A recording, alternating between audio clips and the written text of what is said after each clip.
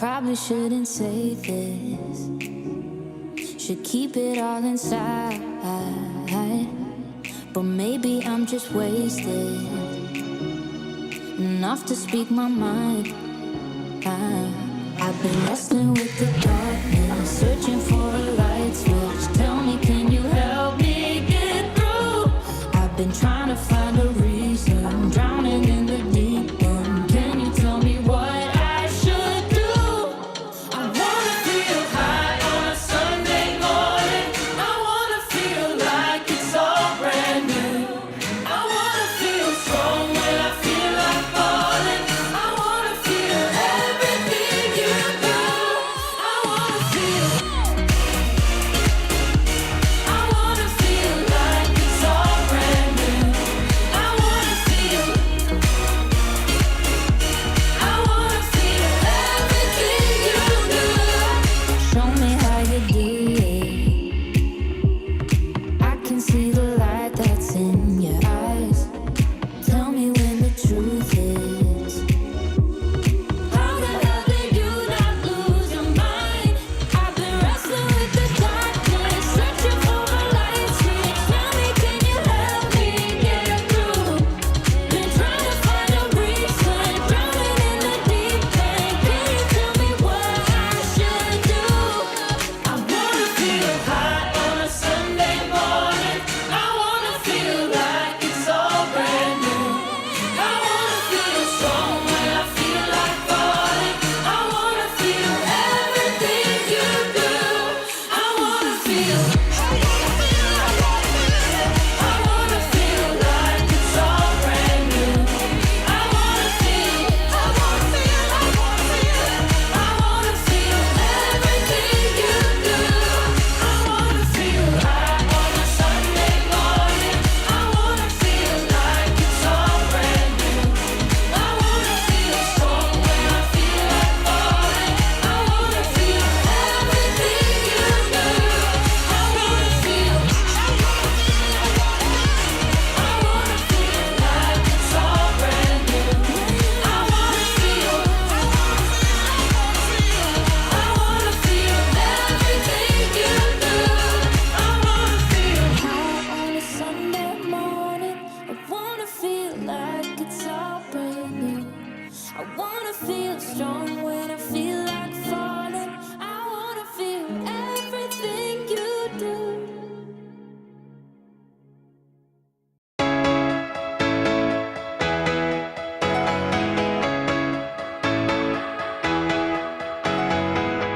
I looked over my shoulder, saw you walking through the door. But you're not the same baby that I once knew. It's like I don't know you anymore. I feel the hate.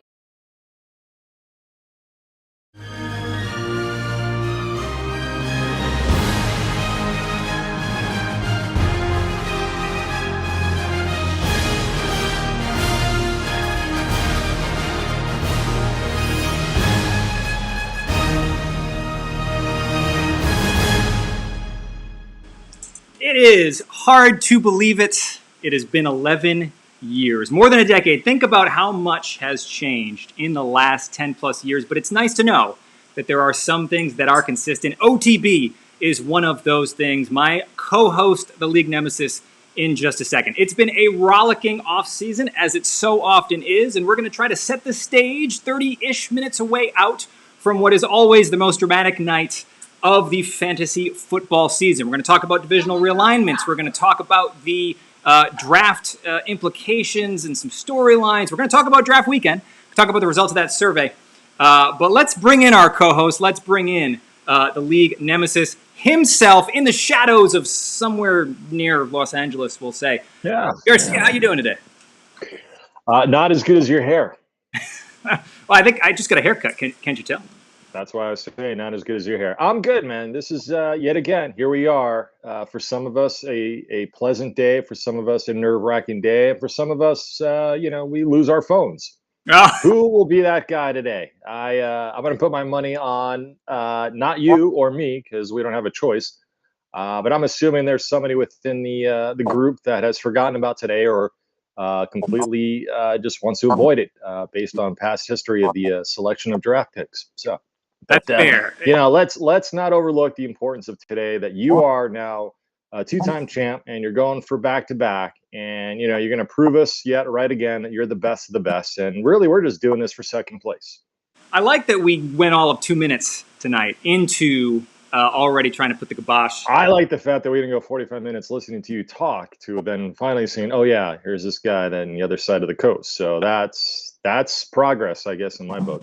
I think we did a pretty good job. All right. So, by the way, quick aside, you can jump into the fantasy platform now. So 30 minutes before the draft begins, the NFL draft client opens, right? So I think it's a good idea. If you haven't yet, you can jump in, and then when it's 7 o'clock, I'm just going to hit pause. As you know, we'll do the first round offline, and then we'll get to the online portion. But I think it's always good for everybody just to be in there as early as they can be so we don't have any hiccups on that regard. So, Garcia, let's start with divisional realignment. This is really one of the big things, really one of the only different things that actually happened in our spring ballot this year. So we have two different divisions with two different names from lottery night. We went a little different. We changed it, but we got Tucker and we got Lumen. On the Tucker side, interestingly, we have all three two-time champions.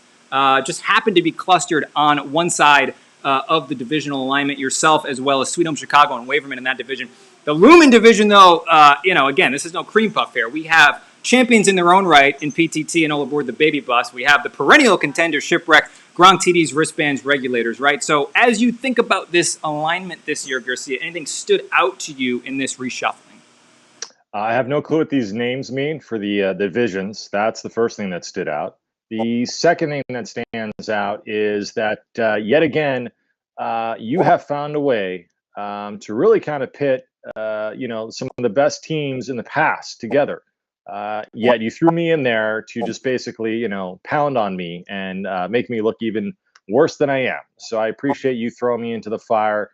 I'm looking forward to an 0-17 season. I don't think I stand a chance within the league.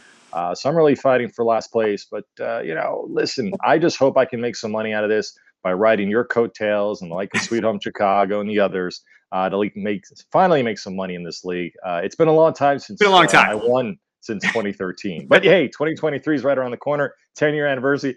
Big things, huge promos. It's going to be crazy for Sanchez and Butthead fans. I think the price of gas was like 99 cents the last time you won, but I think your hair was still the same. I wish that was true 8 years ago.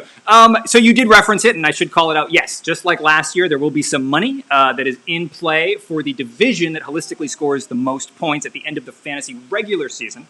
So that is always one exciting thing. But obviously, even though you are rallying together in that regard, look, these are your competitors, right? The easiest way to a playoff berth is winning your division, right? You get the first round bye, you get the Final Four bid automatically. So it's always good to win that way. And as you think about it, look, we never know for sure, which teams are going to be dominant or not. We're going to know a lot, actually, at the end of this night. We won't actually know much, but, the stage will be set. But oftentimes, that is the easiest route in. And so, again, we'll find out which teams will be the powerhouse teams in 2022. But always exciting. And I'm happy, by the way, that was one thing that did pass last season. Or, I'm sorry, going into this year, too. I like the idea of reshuffling divisions every time. So that's good. I mean, you love to shuffle. I do. It's one of my favorite things. All right, so... You love to shuffle. Shuffle lineups, shuffle rules, shuffle... a lot of stuff, man. We should just call you Mr. Shuffle. I mean, I wish that I had more authority because you act like I have this. You have a lot of authority. Trust me. I don't know that that's actually. Your shirt says it all. Well, the shirt can't be seen. The University of Southern California Cheaters. Okay, if you're going to wear a college football shirt, you're going to just assume there's going to be some nefarious activity associated with the program. All right, so one other thing we'll talk about as we think about shifting course, looking ahead to this coming season. So we spend a lot of time thinking about the first round, right? We do it offline, we have the pomp, we have the circumstance, etc. The funny thing is, so often on these evenings, it is everything that happens after the first round that actually ends up being the reason someone maybe wins a league. Maybe you lose your league in round one, but you don't often win it. But let's look as an example of some notable 2021 picks. So we spent all this time last year obsessing over who the RB1 would be in that early first round, like we're doing tonight. By the way, Ship got Jonathan Taylor in round 2. We spent a total of almost 60 picks before all aboard the baby bus grabbed the wide receiver 1 last year, Cooper Kupp. We went all the way to round 7 before we got the wide receiver 3 sidebar with Deebo Samuel. And if you may recall, Travis Kelce was drafted 5th overall last year, hoping that he'd be the tight end 1. Well, Sweet Home Chicago actually snagged the real tight end 1 in round 5, and his name was Mark Andrews. Garcia, you see this data, and again, it's kind of just maybe indicative of the chaos that is fantasy football. But I ask you, does this make you think anything different will happen tonight? Will people try to be more of a prognosticator, get ahead of it, and try to do something a little bit different from ADP, knowing that these are the kinds of things that happen every single year? No, man. With this group, it's anyone's guess, and we're not the smartest group in terms of the sharpest tool in the shed, so to speak. So as much as that's really impressive, let's not forget the guys that picked the Gus Edwards of the world and the Robert Woods and the Devin Singletaries in the second round. So while we claim some great picks here and there, we also should note the fact that we've also made some silly picks along the way at the same time. So listen, it's anyone's guess, man. Who goes 1? Who goes 2nd? Who goes 12? Who goes 35? It doesn't matter, dude, because you're going to win this year. Again, 3 times, back to back. We're just playing for 2nd, man. We're playing for 2nd and hoping you can carry us in our division. All right, I'll tell you this. Make some money. Not listening to that part of it because we haven't even gotten to predictions yet. But I thank you for. Well, I just made my prediction. You don't need to wait for it. It's you. You. Here's the thing. What's funny is that every single season it seems like the guy at the top of the board, so to speak, the guy that is consensus number 1, in this case it'll be Jonathan Taylor, who we just saw ship pick in the second round last year. Or Derrick Henry or Christian McCaffrey or Michael Thomas. By the way, whatever happened to Michael Thomas? Is he still alive? I think he's somewhere on your draft board. He's probably your 3rd round pick this year. But what I will say is it is funny that every single season we get to a point where we find out that first overall consensus 100% guaranteed lock is not that. In fact, something like in the last 13 or 14 years, it's only happened one time for a guy to repeat. And if you look at those 13 or 14 years, I think that there's only maybe a handful of guys, probably less than that even netted top 5 at the position. I'm not at the top of the board, as you see. I'm not there, but it would give me pause, I will say, to go and draft kind of chalk when it seems like, even though I can't give you the reason why, there is always something that happens that makes that 1 overall not 1 overall the following year. Will we see something different tonight? I don't know. Frankie has been trying to move that pick for about 3 months. It doesn't look like it's going to happen. So is he going to go Jonathan Taylor or is he going to mix it up? I think that's the question I have 20 minutes out. I'm sure Frankie has the same questions himself. Is there something to the little nugget that we throw out there so often in that the championship in OTB is almost exclusively won by teams that are drafting in the middle, right? So I think it's like 7 out of the last 8 championships were conquered by teams that drafted in picks 5 to 8. Anything there, or do you think that is just random, small, sample size garbage? Well, I mean, based on how everyone went with the draft order this past spring, one has to think that that's what everyone's thinking. But I'm going to go along the lines of the fact that we are in a situation where the talent is just so spread across now that I think it's anyone's game for the most part, with the exception that I think you're the leader. You're ahead of the game on everything. So we're chasing you. And I think most of the guys went in the middle of the pack just because of the fact that, hey, how do we get an edge? They felt like, let's take a page out of the old Bill Belichick blueprint, just copycat Mr. Dave Giardino. Let's see if this works. Because obviously you're in a whole new territory picking 5th overall. I like to stay where I'm at, 12th. That's just my comfort zone. I like to stay comfortable. I like to just kind of not really, try new things. Comfortable out there. Excuse me? I said you look comfortable. I am. I'm in my rocking chair because, I'm an old man these days and, I've got good lighting, so to speak. And then if I need to do this, I do that. Yep. So it's perfect. Yeah. You know what? I have my vision of how this draft's going to unfold. I see Frankie going with Jonathan Taylor. I don't know who the hell follows him. I know you're 5th. You're going to go Jason Chase of the Cincinnati Bengals.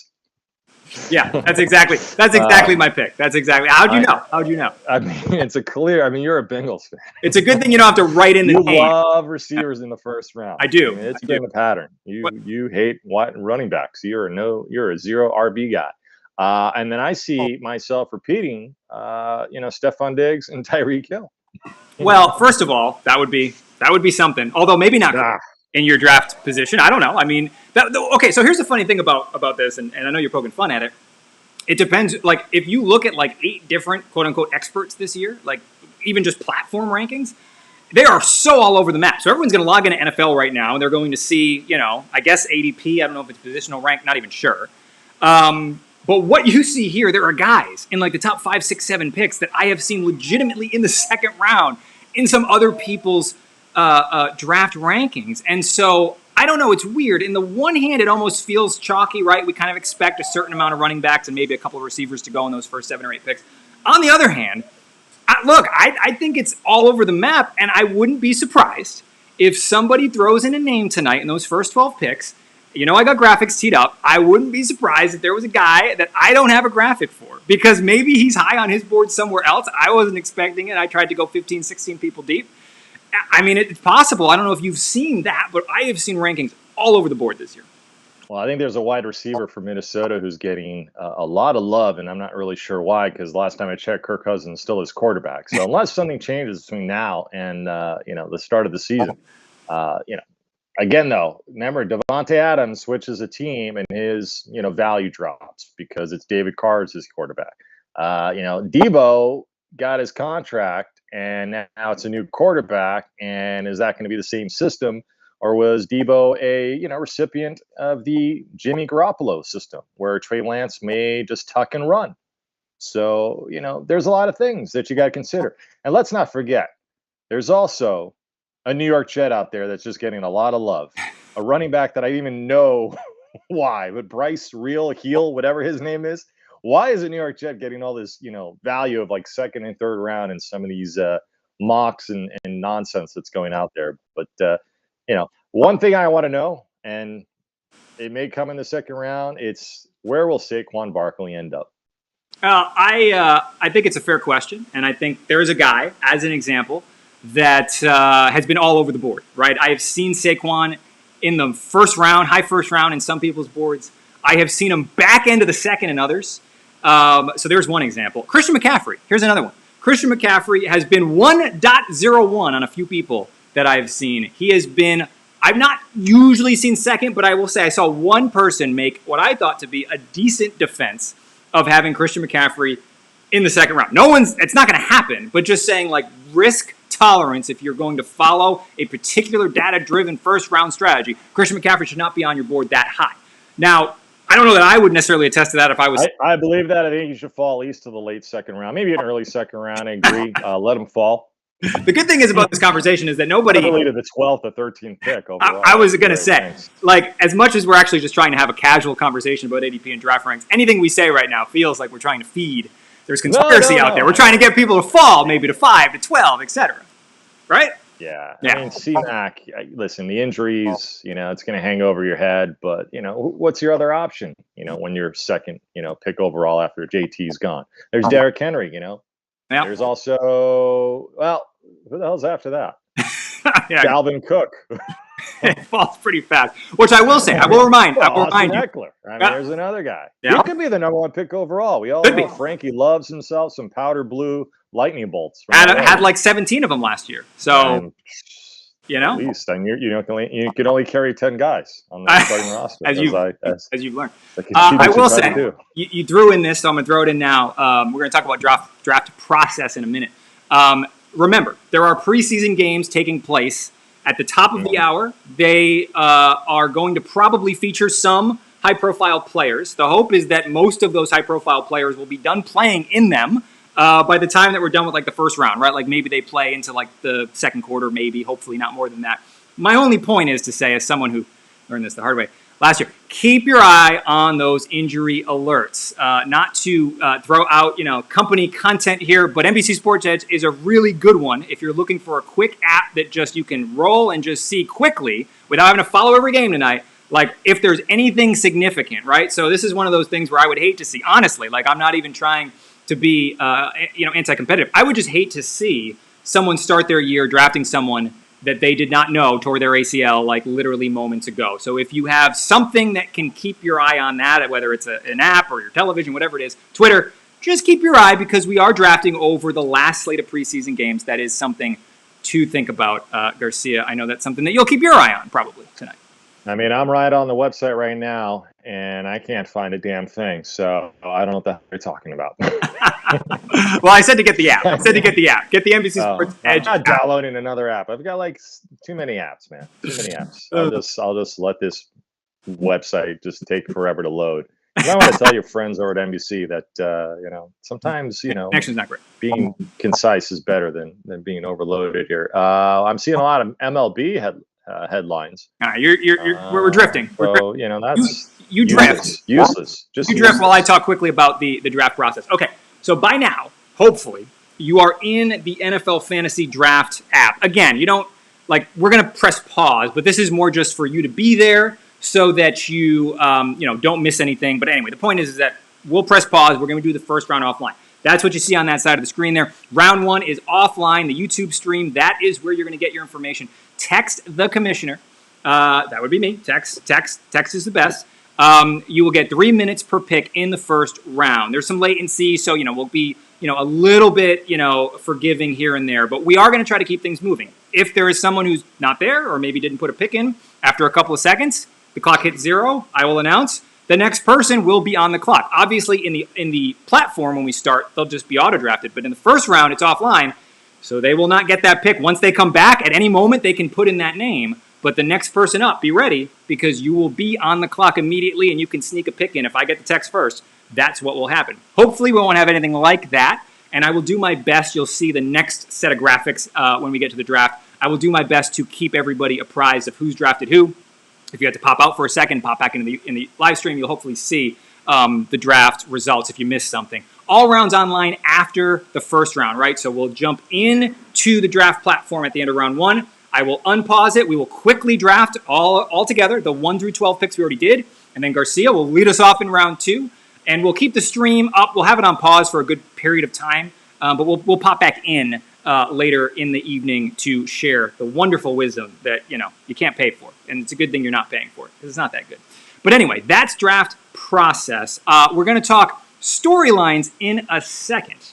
Garcia, anything that you comes to mind when you think season storylines? I'm going to put a couple of my favorites on the screen, but I'm sure you're going to have something else to share.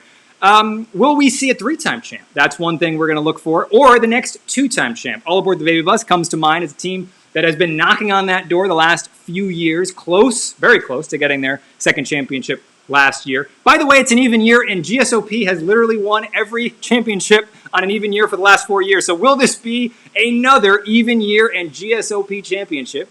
We also, of course, ask every year, our perennial powerhouses, they have literally everything in their trophy case except that title. Is Waverman or Shipwreck? Is this the year one of them gets to add that trophy to all of the other accomplishments? And then who will rise, right? Who are the other teams we're not talking about right now, tonight, that is going to take the league by storm and end up compiling by the end of tonight the best fantasy football draft that we will see this year? Garcia, anything popping on that storyline or other storylines for you? Well, back to back, of course. That would be you. There's also the case of, can somebody run a perfect season, both with the regular season and the playoffs, a la whatever the Patriots tried to do before they got ousted by some NFC East team. So those are things that come across. But to your point, maybe the guys that have been down in the bottom, the regulators of the world, maybe it's time for them to shock the world, as they say. Believe in miracles, and that could be one. Or hey, maybe finally Shipwreck gets to join the master's class and get to join us in the room and sip some champagne and enjoy the lifestyle of being a champion. I doubt it, but anything's possible on August 28th or whenever the hell it is. Right you are. For me, and we're going to talk picks in a second, but For me, there's a couple teams that first of all, I'm going to say right now before we get to predictions, I'm not going to jinx Ship or Waverman this year. They will not be my pick for OTB champion at the end of this because I feel like I am at least half to blame every time for where they get to, and then it's on me because I pick them every year. So I'm not going to pick them there. There are a couple teams, and I'll talk about it in a sec, that I do feel strongly have been putting together some phenomenal drafts the last 2, 3, 4 years, and will put it together starting tonight. But before we do that, before we jump to our final conversation topic, of course, which is bold predictions, we're going to start now. We're going to take a break and talk about 2023. Don't be confused. Clearly, we are drafting virtually right now. However, as you may recall, we put a survey out at some point a month or so ago asking you about your preferences to potentially try to actually get together in person for 2023. Well, 2023, yes. What would that look like? Well, we're going to talk a little bit about that right now. So, survey results were that overwhelmingly people were very excited and supportive of the idea of getting together, right? Most everyone said, if I can make it work, I'm going to make it work, which is great. We also got most people saying that they wanted to be able to vote, right? So maybe it's Florida, maybe it's somewhere else in the country, but the idea would be that we would all kind of put our heads together, people would throw out ideas, and we would vote on the preferred city and the preferred weekend. Largely, it was said that they'd rather it be league members only. And again, maybe that depends on where we go. But certainly if we're traveling for like a destination weekend somewhere, probably makes sense that almost everybody said they wanted it to be league members only. And the weekend before Labor Day, the Saturday that we're talking about right now, is the Saturday or the weekend that most people said. We had a couple Labor Day weekend, but most people said they wanted to keep it on this weekend, keep it consistent. So what I am going to show you here is the timeline for what OTB draft weekend would look like, okay? And again, don't worry, we're going to talk more about this, but I did want to give you this now, and we'll talk about it later. So the idea here is that by the end of the year, we're going to call for cities, right? We're going to just ask people, where do you want to go next year? Now, just because you volunteer something, it doesn't mean that you have to plan it, right? It doesn't mean that you picked, say Chicago, and you say, I've got a host, or I've got to, book the hotel, or no. You can just put an idea. Now, if you want to say, hey, by the way, I want it in Florida, I want it at my house, blah, blah, blah, or I want it in, Philadelphia, and there's some things we can do, add it to the sheet, because I do think people will be more likely to vote if they have some context of what you were thinking. But you don't have to do that. That can just be, hey, I want to go to Austin this year, as an example. If we get more than 4 cities, we're not going to just throw them all out there, because then something's going to win with 2 votes. So what we're going to do is effectively have what I'm calling primaries. It's a misnomer, but just for the sake of argument, just to kind of wrap your head around it, the idea here is that we will whittle it down to 4. In early 2023, we'll ask you what your top 4 places out of everything that was listed rank from 1 to 4, and from that, we'll whittle down to 4 places. We'll then put those 4 places on the ballot with everything else we do in the spring, and on ballot night, we will reveal where we are going in 2023. Now, I do want to add one thing here, and this is, I hope, obvious, but I want to say it. There is no pressure to any of this, right? So if this is not something you can do, if it's something that you thought you could do, but then you can't, there is no issue. There's no penalty, there's no punishment. This is an idea of just getting people together and having some fun for a weekend, or even just for a day, depending on where we're traveling to. There will be no penalty. However, I will say that hopefully this is the last year that we're really prioritizing the online experience. So yeah, maybe it'll be a little more annoying to draft if 10 guys are in a room and you're not, but we'll make it work. Don't think that anything's going to happen if you can't go. I want to make sure that's clear. But the idea would be that we'd put it to a vote and have some fun, and potentially, actually, for the first time in 3 years, 4 years by next year, get together in person for OTB Draft Weekend. Always been a dream of mine for 11 years. Garcia, I mean, as someone who was listening to that, was that clear? Was that confusing? Did you follow? Yeah, I was listening. Yeah. All right. All of that will be in an email at some other point. We have got literally 4 more minutes to go before we will be on the clock. All aboard the baby bus. I hope you are ready, my friend. Garcia, it's that moment.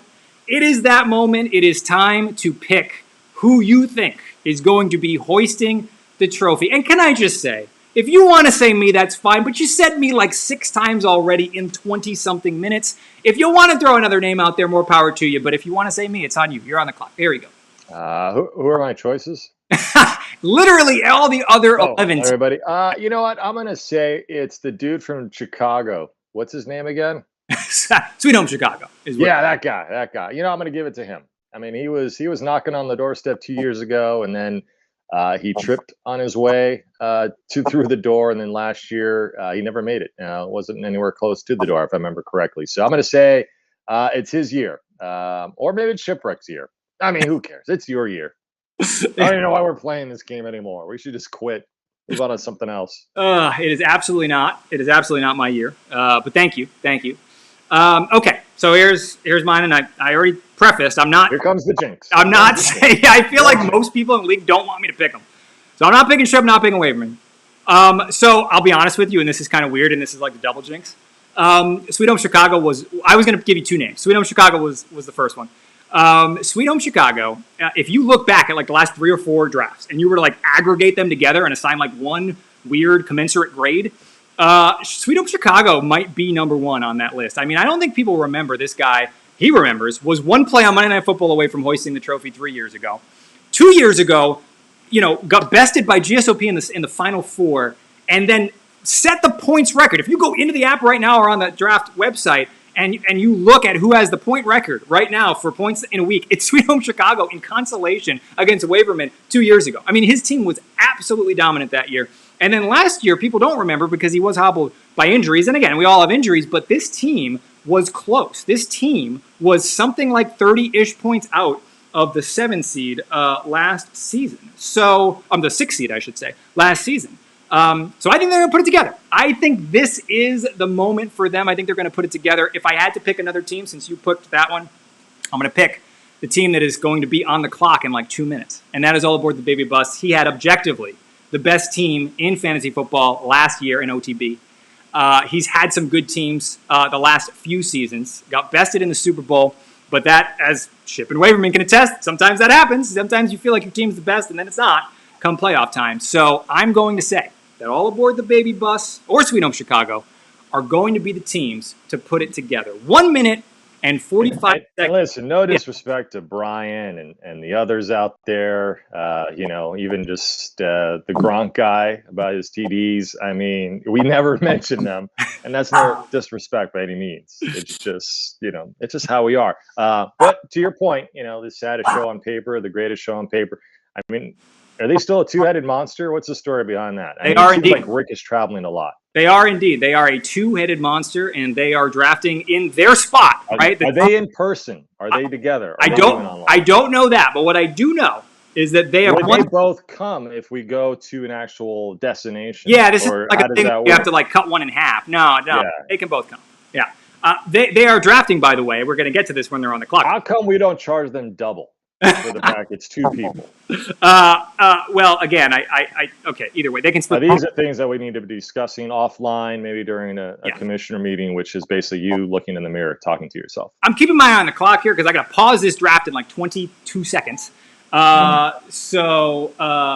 And as if you couldn't go in and stop it if it goes past. It's actually remarkably confusing. And I mean, it's All Aboard the Baby Bus's pickings who will be going beyond the actual time allotted because, his phone is somewhere in the toilet. Yeah, this is actually really confusing in the new thing. Please hold. I'm going to pause. Well, this is good. I'm glad we did a dry run on this, huh, Dave? I'm going to undo the last pick.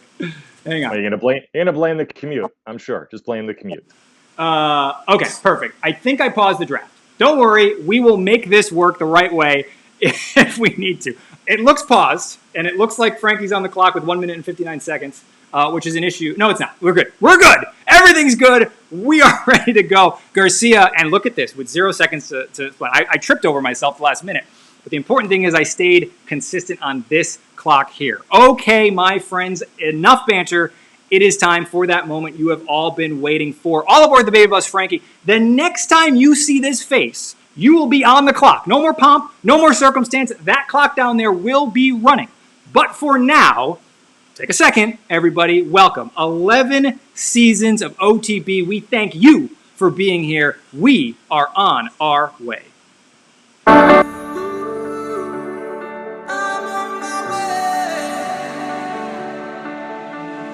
You found your way to my heart. Knew you were heading there right from the start. Sangria under the stars, lost in an ocean of love. Tell me that you're okay, even though you wrote me. Hate to see you lonely, I'm on my way. Tell me that you're okay.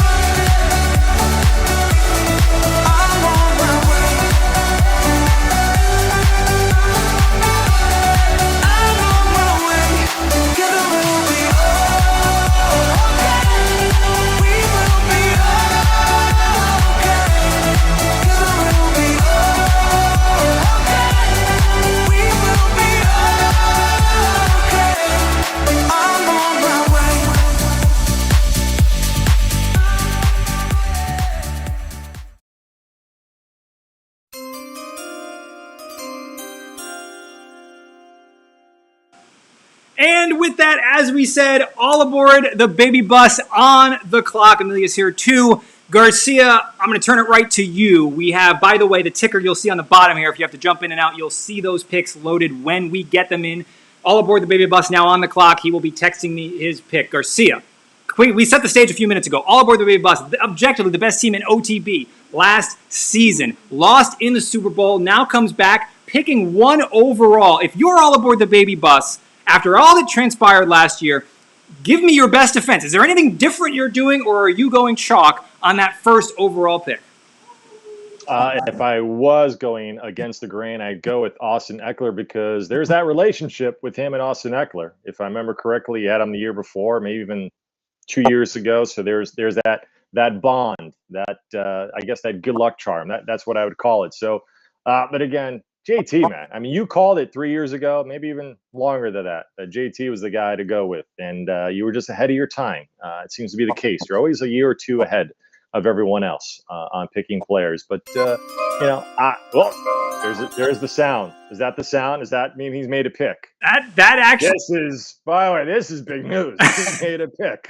All aboard the baby bus is ready to go. We wondered, would he wait? Would he 3 minutes? Started. Exactly. Was he going to try to talk that trade a little bit longer? Like, what were we thinking here? No, all aboard the baby bus has made the pick. Commissioner, that would be myself, is going to read it aloud now. And with the first overall pick in the 2022 OTB Draft, all aboard the baby bus selects running back Jonathan Taylor, 1.01 overall, chalk. Garcia, your thoughts?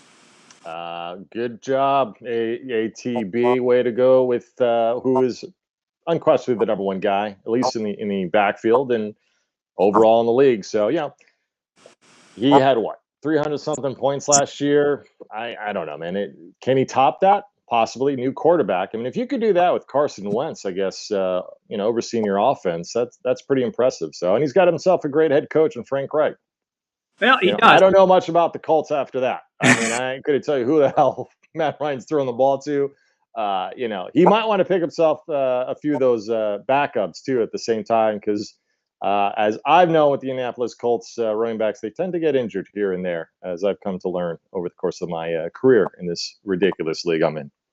Well, I'll tell you this. I can't fault him for the pick. And by the way, regulators on the clock. We'll get to regulators in a second. I can't fault him on the pick. We talked about it, right? I mean, it's hard not to go 1.1 JT. He seems like the guy, right? It's hard to imagine that even in a bad year, again, non-injury, that he's not going to be the top 2 or 3 guys, at least, at the position.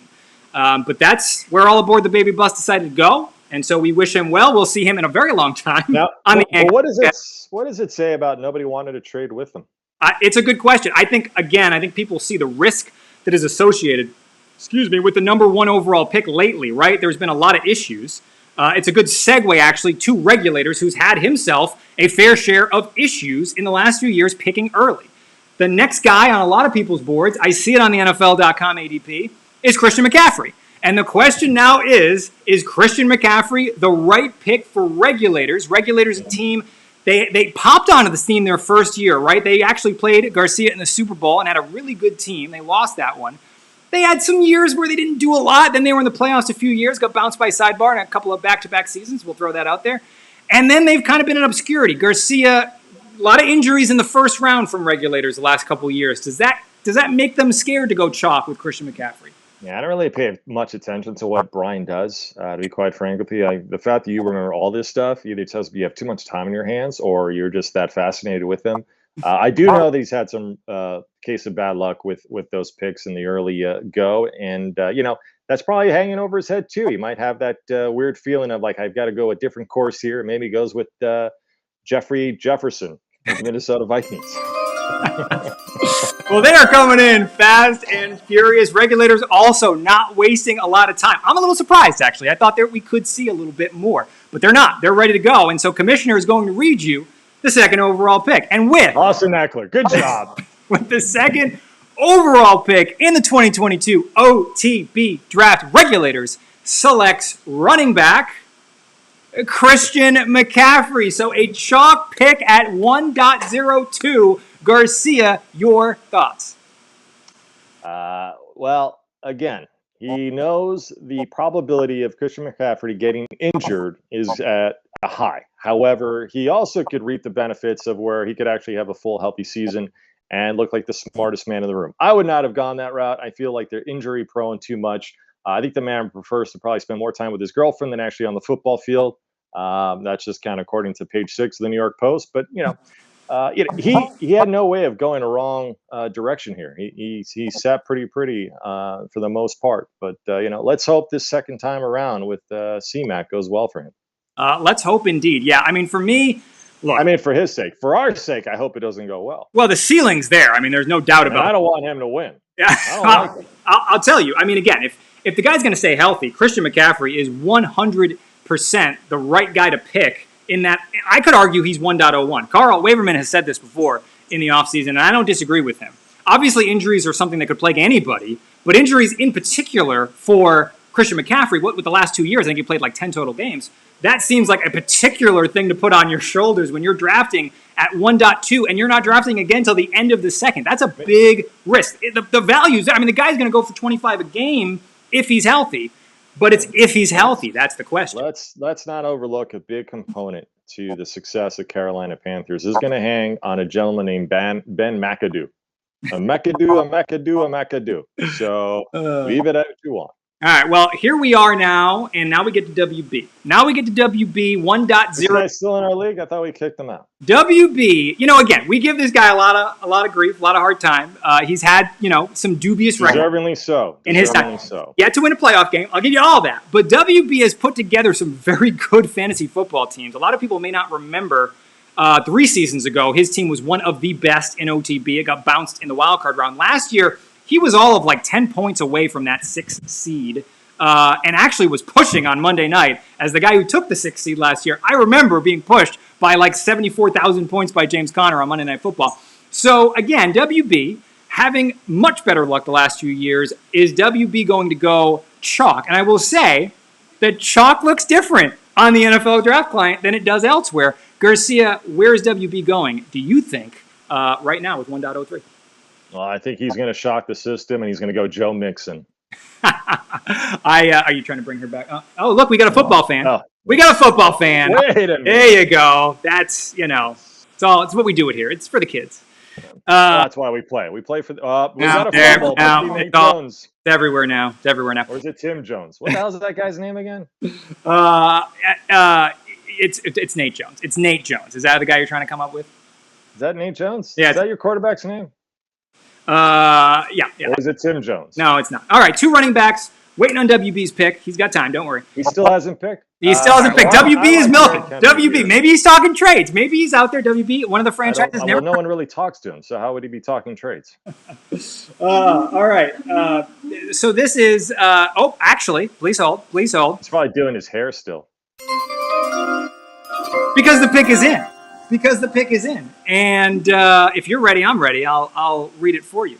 With the 3rd pick in the 2022 OTB Draft, Wristband selects running back Najee Harris, number 1.03. Najee Harris going to WB, was a top 5 running back last year. Garcia, your thoughts? Well, you know who's laughing right now? It's probably Rick, the big Pittsburgh Steelers fan. I read somewhere that Najee still is going to have a lot of trouble because the offensive line hasn't gotten any better. Steel Town. And, Big Ben's no longer there. And now they're relying on, I think, Trubisky. Is that who they picked up? That is correct. We believe anyway. So, I heard he's getting pushed. But you know what? Hey, Chris is the second smartest man in the room. So he knows far better about what he wants than I do. And, we were waiting for something to go crazy. I thought it happened with the 12th pick overall, but it looks like it happened sooner. So now, you're set up perfectly with 2 picks to go. Well, yet again, it always works out for you, huh? This is interesting. This is interesting. This to me, and again, as you look at, let's see where Naj was on. Naj isn't even in my. Ooh, he was. Okay, so I will say this: he is a lot deeper on NFL ADP. He's like close to the 2nd round, but on other places, I've seen Najee a lot higher, and so I don't think. I mean, again, You pick the guy that you like. If you don't think you're going to get him again, WB, he felt good for Najee. Felt good for him. He's not going to see him again in the next round. He's going to be gone. So if you want him, you got to take him there. And that's what WB did. So kudos to WB. Let's move to PTT. PTT now on the clock, 1.0. Let me just say, Chris, that was a horrible pick. Chris, you have heard. But hey, thank you for playing and participating in our league. I appreciate it. Oh, okay, WB. WB made the pick. He might be responding on YouTube. I don't know if this. I don't care. No one watches that channel anymore. That's the channel that we're on, by the way. All right, so PTT on the clock. PTT now, the board is maybe something close to what he expected, unless he was looking for, obviously he probably assumed JT and C-Mac might be gone.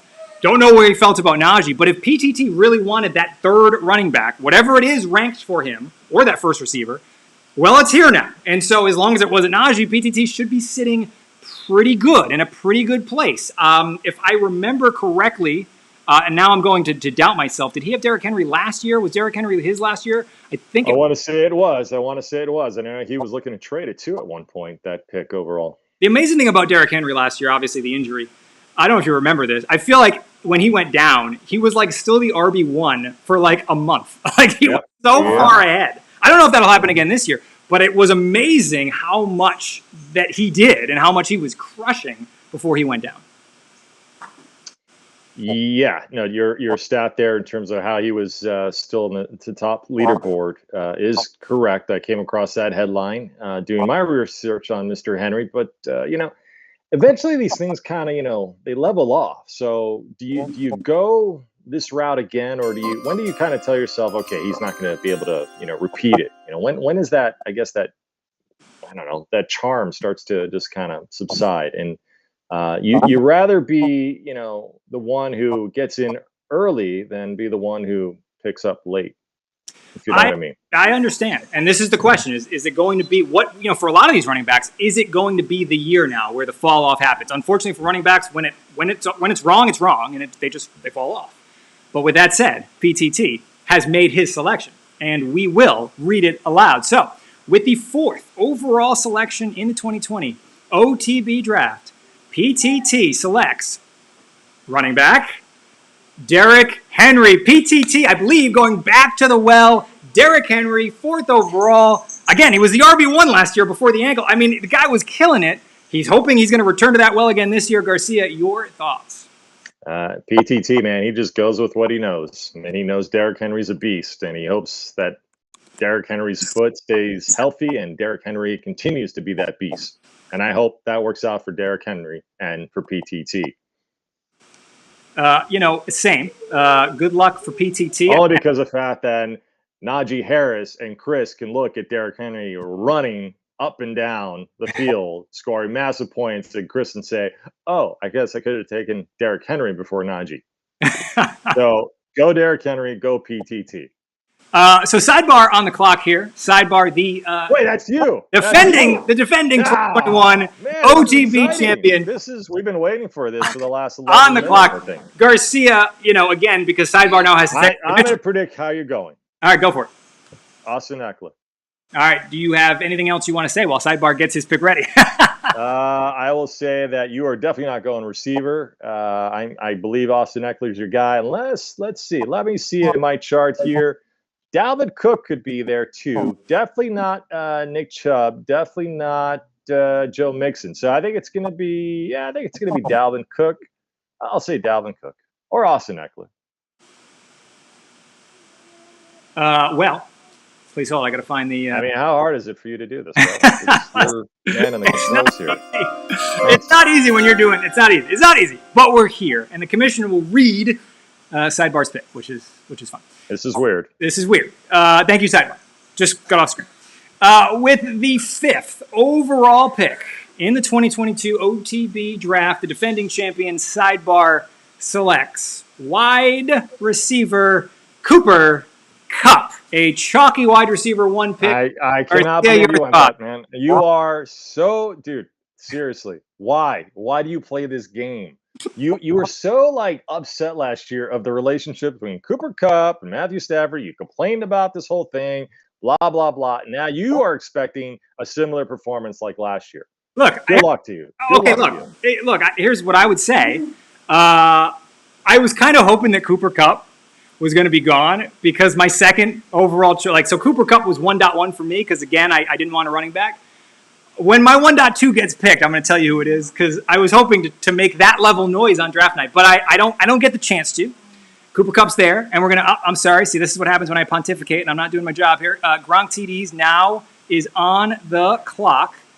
There we go. I think we're good. Yep, we're good. Oh, got to take Cooper down. But as Gronk prepares his pick again, Cooper Kupp.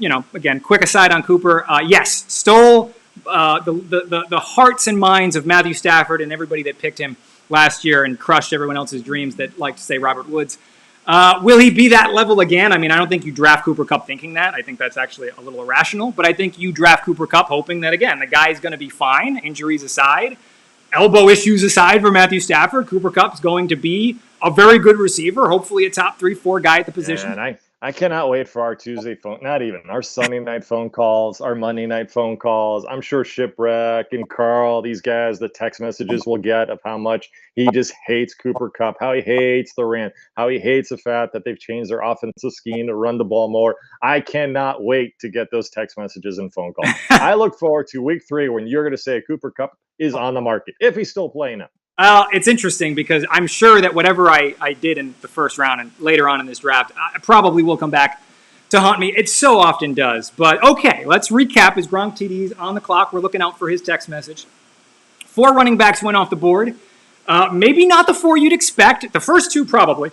The next 2, again, I think there was a little bit of context on those picks because they weren't necessarily like, oh my goodness, but they were definitely different than maybe what people would expect. Derrick Henry, maybe not as much. Derrick Henry's been, some people had him in the higher first, but not, at 1.4, I don't think anybody is going to fault him there. Najee at 3. There's your news for the night so far. A boring number 5 pick with the first wide receiver off the board in Cooper Kupp. Gronk TDs now on the clock. We're getting close to the middle point of the first round. Garcia, anything surprising you thus far, at least in the positional alignment? What? I mean, I've been surprised with pick 3 and your pick. Come on, man. What surprise? What kind of question is that? Here's the thing. Yeah. Now, Gronk could go Austin Eckler, could go, let me see here, could go Dalvin Cook, could go Justin Jefferson, could go Jamar Chase. This guy's sitting pretty. He's got himself, he cannot make a wrong pick here. Give me your prediction. I think he's going to continue the wide receiver trend. He's going to pick off of what you just did. He'll take Justin Jefferson. Well, the pick is in. And with the 6th overall pick in the 2022 OTB Draft, Gronk TDs selects running back Austin Eckler. And here is the interesting one, right? Because I think a lot of people would have Austin Eckler way earlier on their boards, right? 3, 4, or 5. The fact that Eckler falls to 6 is the story of the draft so far. Not a lot of drafts are going to have Eckler at 6. Garcia, your thoughts? Is this the steal of the draft so far? Yeah, I think he is the steal of the draft, and I had him as a 3 or a 4. I didn't see him getting anywhere to 6. So, in fact, I had him in some being number 1 overall. But, Gronk and his TDs, man. I hope it leads to a lot of TDs. Plenty of TDs. Massive TDs. One can hope. And Shipwreck now on the clock. Yeah, this is going to be one of those picks, I think, where if, we find out later, 3, 4, or 5, if Eckler continues to do what he did last year, which was be the RB2, we're not going to feel great. All right, we're not going to feel great about Austin Eckler. And I would even argue at 1 and 2, because to your point, there were people that had Austin Eckler 1.01. I will tell you, I wasn't really liking going running back this year in my position, but in my positional rankings, Austin Eckler for me was 1.01. I don't know that means that I thought he was actually going to finish 1 overall, but he was, at least from a risk tolerance and some of the other stuff, like whatever. Like if I had to pick a running back, I would have picked Austin Eckler. I love the pick for Gronk, and I think it's a steal, an absolute steal for him at 6 to be in the middle of the draft board. Now thinking about where he can go in the second round. 2023 is shaping out to be the best yet, and we haven't even started because I get to hear you know the fact that you had the opportunity to take Austin Eckler, and he technically was your guy. And then the fact that you've got wristbands taking Najee as high as he did. So, passing on the Derrick Henrys, passing on. I mean, it is all setting up beautifully for me. I don't care how I do performance-wise, but this content that's just going to come out, this is great. Okay, well now, let's go. More. Let's shift to ship because we got a lot going on right now. You're shipwreck right now. Now again, Dalvin Cook. I was going to say we don't need the resume. It's a Viking. I'll put money on it's a Viking. Okay, so there it is. So we don't need the resume on Ship. I think we all know 4-time regular season points champion. He is the team that has made the playoffs the most in his OTB tenure. I think he's only missed once. So 9 of 10 seasons. Ship has been in the postseason. Has not captured that elusive title. He's been there 3 times. For frame of reference, GSOP has been there twice, won twice. Ship's been there 3 times, hasn't been able to break through. I guess I gave him a resume, even though I said I wouldn't. Your Ship, you got a minute to go. This draft board has to be different, right? Maybe expected like Cooper Kupp and JT and C-Mac to not be there, maybe. But, Dalvin Cook is the example. Justin Jefferson as the example. Maybe Jamar Chase. I don't know how he feels about him. But there are high-profile... Or Joe Mixon. Excuse me? Joe Mixon. There are high-profile running backs on the board. There is, and again, a lot of people, by the way, did not have Cooper Kupp 1.01. So for all intents and purposes, Ship's 1.01 receiver is probably on the board too. Maybe, I don't know if it was Kupp or not, but the point is he has got his pick of the litter for a guy who never gets to draft where he wants to draft. Finally, gets himself inserted in a good spot, has a good opportunity. Garcia prediction, because his pick might be coming in very cool.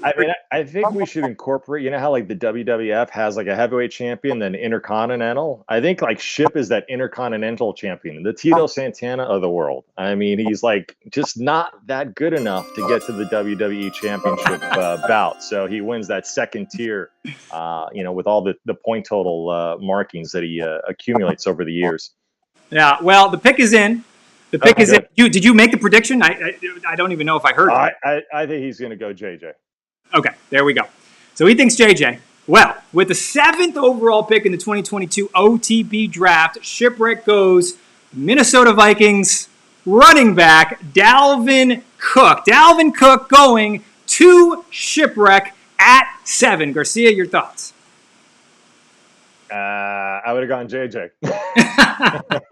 Nah, man. Listen, he got himself a great running back, at least a 1.5. So he's getting incredible value with Dalvin Cook. Let's just hope Mr. Cook stays healthy, and Ship probably wants to keep an eye on the cuff there, just in case Cook runs into any issues, both on the field or off.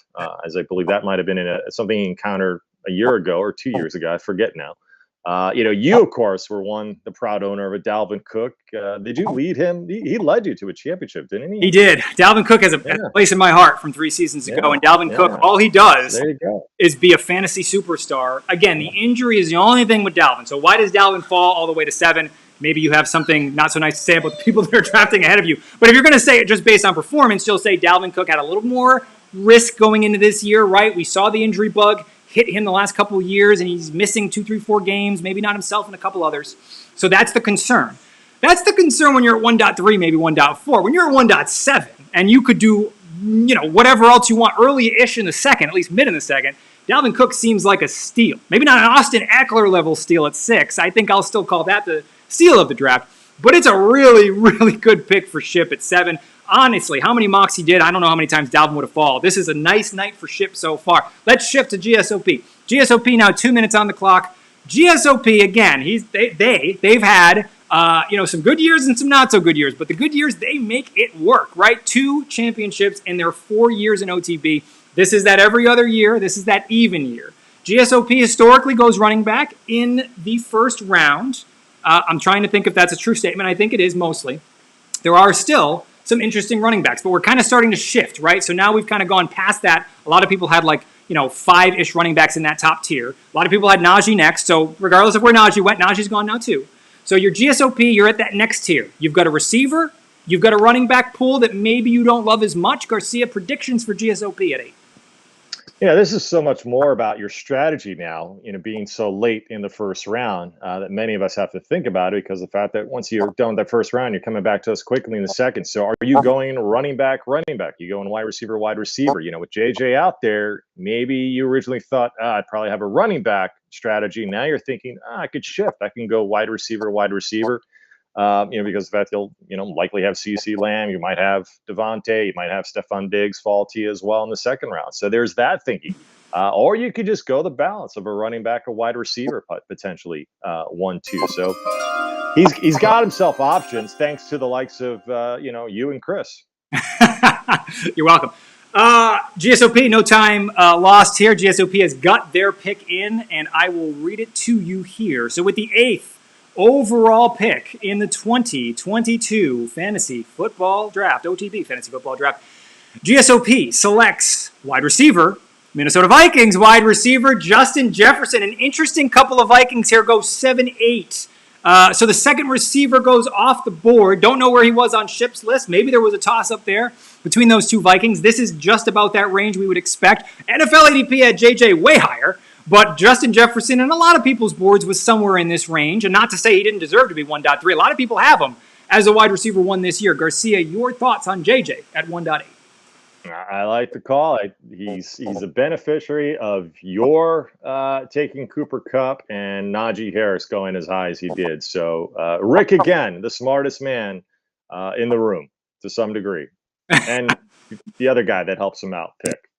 I have 2 keyboards and I keep messing up which one I need to type in. So you need me to keep pontificating about how pontificating. Whatever you want to say. The world is. I mean, have we ever had 2 players from the same team go back to back? Is this the first? Can you go back? I mean, you remember everything, so I'm sure you know. That's a great question. I don't have the answer offhand. Of course, I'm going to get home. That's poor. Oh, you know what? Actually, you know what? We know that we could have potentially faced this situation. Actually, I have the answer for you. I'm pretty sure last year, Aaron went Aaron Jones, and I went Devontae. So it actually is something that recently. There we go. Yeah, I'm pretty sure. Yeah, right. Pretty sure. I think he was 7 last year. Yeah.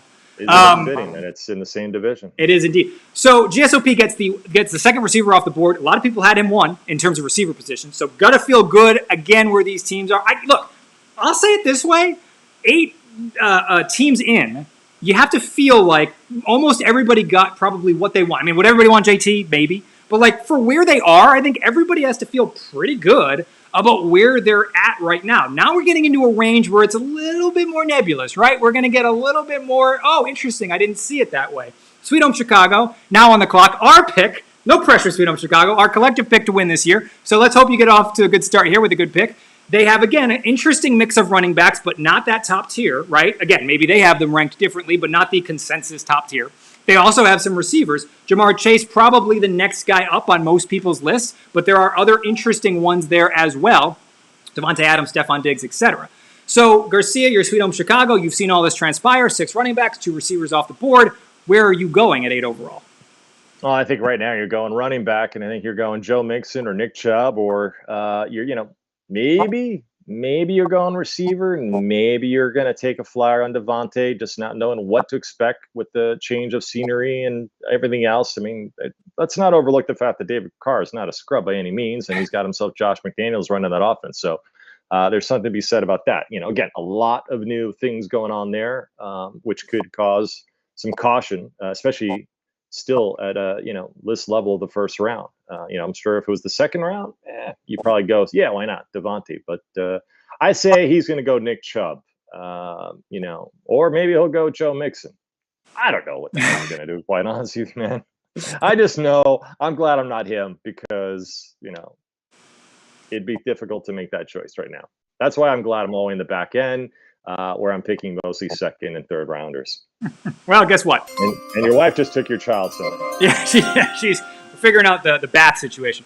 The pick is in. The pick is in, and it's an interesting pick, as we said. Not necessarily saying. No, I'm not saying what Sweet Home Chicago was saying. I'm sorry, that was a bad segue. I was just trying to say it's an interesting area for Sweet Home Chicago. But I have it here, and with the 9th overall pick in the 2022 OTB Draft, Sweet Home Chicago, our pick to win it this year. They go wide receiver Jamar Chase. So a very good spot, I think, if you're a Jamar Chase fan, because Jamar Chase, again, on some people's boards was going higher. There are some drafts, I think I see it on NFL, he's at 5, 6 overall, 7 maybe, not 9. So Jamar Chase, a pretty good spot to get at 9. Had such a big year last year, finished at the top 3, 5 at the position, can't even remember. Exploded in the playoffs. Garcia, Jamar Chase, thoughts on the pick for Sweet Home Chicago? Right where I saw he'd be. me. I thought he'd. In fact, I thought he was going to fall to Waverman. I was kind of hoping he'd fall to me, but that's not the case. So the only thing I worry about with the Bengals in general is Burrow staying healthy and all the expectations going to New Year. It just there's a lot there to unpack, but I mean, if the experts are saying he's high, then you've got to go the fact that Sweet Home Chicago knows what he's doing. Well, unlike Chris. Okay, the guy has had some drafts. So now we go to Cincinnati. Cincinnati, a lot of people probably will forget this because All Aboard the Baby Bus was killing it in points. Cincinnati was probably second or third in points last year in their own right. They lost once in the fantasy regular season last year. In fact, Cincinnati lost to one team last year. Of course, this is going to be a shameless plug. Why wouldn't it be? They lost a sidebar. That was it. Period. Full stop. They lost a sidebar once in the regular season. Lost a sidebar in the Final Four in a very high-scoring game. Cincinnati could have easily taken home their third title, and Cincinnati has been close to taking home their third title in the last few seasons. Garcia, they're sitting at 10. Your thoughts? And again, maybe you're going to give your hand away about what you want. If you say something, where do you think Cincinnati is? Actually, never mind. Don't even need it because the pick is in. Because the pick is in. And with the 10th overall pick in the 2022 OTB Draft, Cincinnati goes running back Joe Mixon, back-to-back Bengals, and Joe Mixon going home to a Bengals fan. Gotta love that. Garcia, your thoughts on the running back selection, Joe Mixon at 10th overall? I mean, what a weird first round. We've had two Vikings go, and now we've had two Bengals go back-to-back. So that's just, I guess, strange, but we can thank Chris for this, for creating this craziness by taking Najee so high. I think it's a good call. I think Joe Mixon, if you had to choose between Mixon and Nick Chubb, or I don't know, Devontae or CC or Stephon Diggs for that matter, or even Debo, I think you're good with Mr. Mixon. I think he'll be very happy. I think he'll be more happy with Mixon than Sweet Home Chicago will be with Chase. But that's just, me saying that just to cause, I don't know, content. I'll say this, and again, I don't know if anyone cares. Mixon, again, in my positional kind of running back ranks this year, I had Mixon pretty high. I think Mixon is a guy who could be that guy that pops even higher into those running back positional rankings this year. Again, if you believe the Bengals are going to be great or even good again, if you believe that Mixon's continuing to going to be the lead guy there, which I think is going to be the case, maybe gets a little more involved in the passing game, who knows. But yes, interesting. Back-to-back Vikings, back-to-back Bengals. We'll move now to Waverman. Waverman on the clock. Just on the Bengals thing, though, because you got to think they're going to probably go soft with Burrow. With his, does he have a shoulder ailment, or was it the elbow? He had an appendix, didn't he? You know what? You're right. He did have an appendix issue. That's concerning. Yeah, exactly. You cut it out. So, okay. So here's the useless organ. If that is such a thing. Yeah, let's set the stage for Waverman. Waverman, if you remember, on lottery night, he had, I think, the second or third choice. It was a very, very early moment his name was pulled. He had a wide open board, and he picks 11. So did he have something in mind that night? And does he still have that same thing in mind right now? He's sitting there at 11. He's got you sandwiched between him. Always a concern, right? And who knows where you're going to go. So maybe he loves something in the second round. Maybe he's afraid you're going to vulture it. Maybe he goes early. Maybe this draft has fallen to him. Maybe it's not. Garcia, he's been all over the place the last couple of years. Where do you think Waverman's going at 11? Again, it comes down to strategy. He may want to go wide receivers throughout and then pluck his RBs down the road, or he goes focused on RBs. I'm not him. I don't know which way he's going to go. He might even go tight end. There's a guy named Travis Kelce that has done incredibly well over the years and has been a high first round pick. So there's that, not to be overlooked. But I'm going to go with, he's going to go receiver. And according to my chart, I think, with the top three off the table already, I think he's going to go and he's going to take the Debo train. Wow. Okay. Well, which I wouldn't, but that's what I think he's going to do, because in some ways I want him to do that. Well, I think, at the end of the day, it might be Travis Kelce or, Nick Chubb. These are good. Or Ezekiel Elliott. Well, hang on now. Instead, I don't have to delay any longer because the pick is in. The pick is in. And with the 11th overall pick In the 2022 OTB Draft, Waverman selects wide receiver Stefan Diggs. Wide receiver Stefan Diggs. Now, Garcia, you give me 20 seconds, and I won't start the clock because I got to do some graphics here. I won't bite into your time. Just give me 20 seconds. I know you're on the clock next. Thoughts on Stefan Diggs? Actually, I did not see that happening. Didn't even have him in my radar this high. But I guess he has a belief that Diggs is just going to be there for Josh Allen. I mean, there was a lot of excitement last year with Diggs, as I believed in it. I felt like I was a little bit let down as the offense was a little bit more spread out than I thought it would be. I mean, Devin Singletary had an incredible second half of the season. I just wonder though with Josh Allen.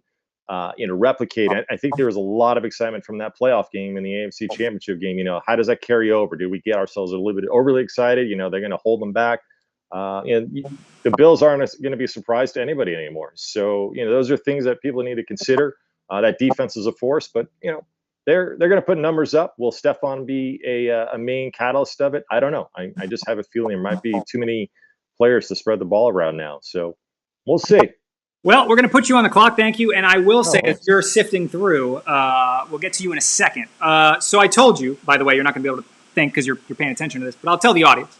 I promised you I would tell you my guy that would have went 5th overall, and his name was Stefan Diggs. His name was Stefan Diggs. I held that one close to the chest for some time. As long as Cooper Kupp was gone, which I actually kind of assumed he might be, Stefan Diggs was my next guy up. Stefan Diggs, look, it's more just a feeling. I'll give you a couple of stats that will make you, I'll defend it. Justin Jefferson had the most AIR, I have trouble with that word, the most air yards last year, not surprising, right where he landed. Stefan Diggs had the second most. Stefan Diggs had the most red zone targets of any player in football last year, and he actually, by six. I think he got very unlucky to be at wide receiver 7, or wherever he was, somewhere in that range. I think that the Buffalo Bills offense is going to be great again, and I think Stefan Diggs is going to reap the benefits of that. So everyone else is going to say that Eckler is the steal of the draft, and I think that's probably true so far at 6. I want to put Stefan Diggs at 11, not the steal, because that's where most people had him. I love Stefan Diggs as a pick this year. That's it. He's not on my team. I won't ever talk to him again. Now I'm actively rooting against him. But that's Stefan Diggs going anyway. We have a pick from Garcia. I will read it in a second. The pick will be in just a moment. But I will say, when Garcia's pick is done, we're going to go into the online platform from here on out. I'm going to put a slate up. Please, if you can, we'd love for you to stick around. We're not going to be on for a little while. We're probably going to pop in occasionally, and then maybe more towards the end of the draft, we'll pop back on. If this goes weird, last year I think it blew up. I'll send you another link later in the draft. Point is keep this up if you can. We're going into the online draft right after this pick, and with the 12th overall pick in the 2022 OTB draft, Sanchez and Butthead, the league nemesis, goes running back Nick Chubb. Running back Nick Chubb, an interesting pick.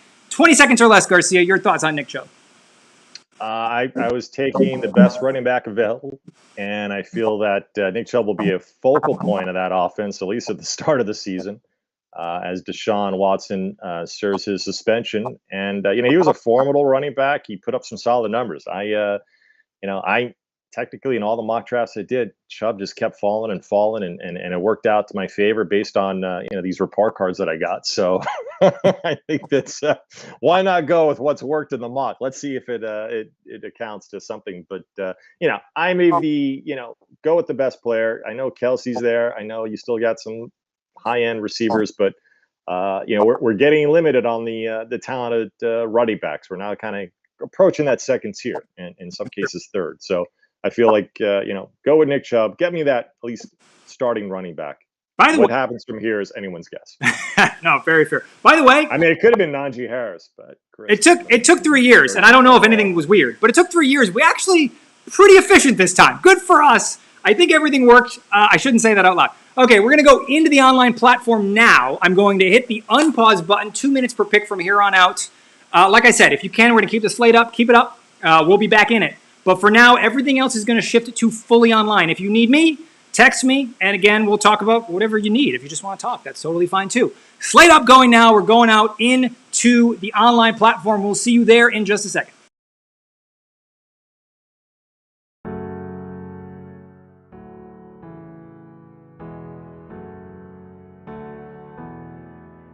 killed the demons of my mind ever since you came around.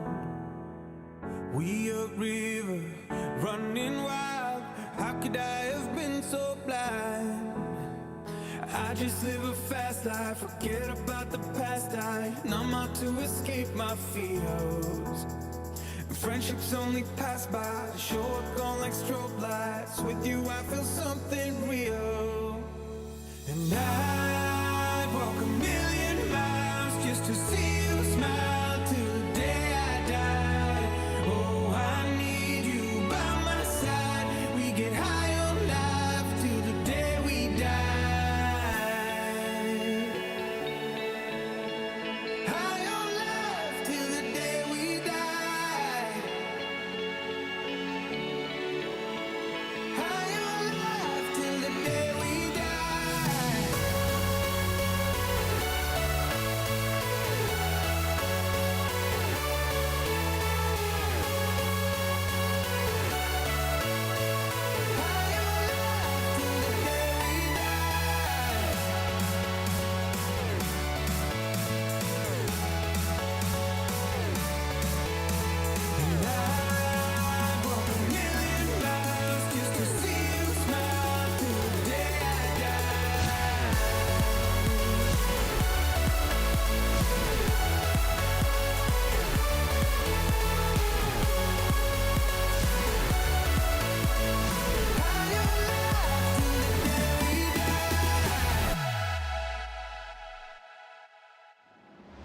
Through my fingers, out of sight.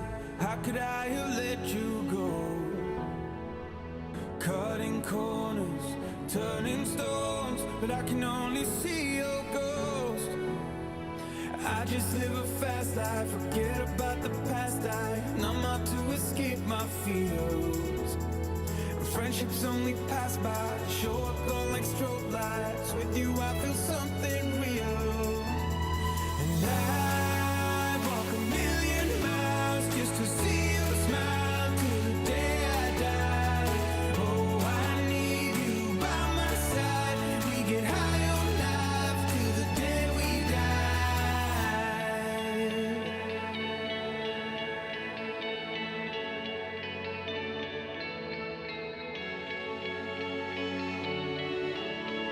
High on life till the day we die.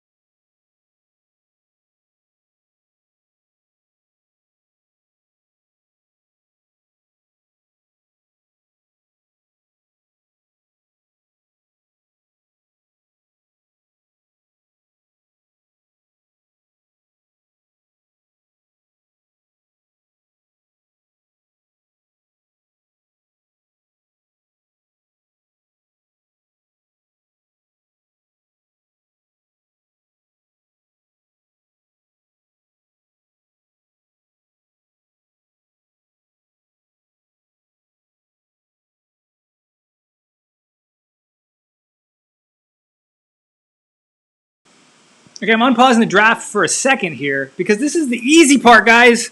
This is the easy. We made these picks already. I don't know if I was clear. You go in and you make the pick that we did this whole thing. Remember, we did this for 45 minutes. Then we go in and we do it in like 45 seconds. We don't. It doesn't have to take as long. I'm gonna unpause the draft. WB, you got 6 seconds. unfortunately. Can you please just go and jump in and take your nosh, and then we're good. All right. Live your life. We're back.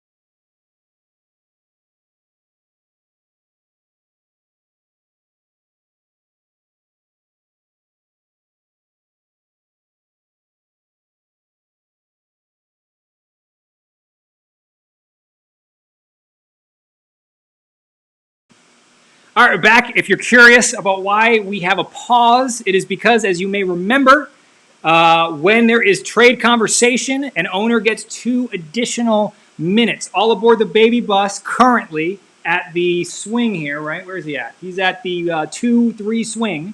First pick since Jonathan Taylor is currently in trade conversation. So we are extending it 2 minutes. Don't worry, I have a clock here. I can't show it to you, but 2 minutes and then it will resume. Now, I think I should say if there is a trade conversation that does materialize, at this stage, I cannot do anything to change, right, the order. Like it's just, I wish I could. NFL Fantasy, please get further along in this.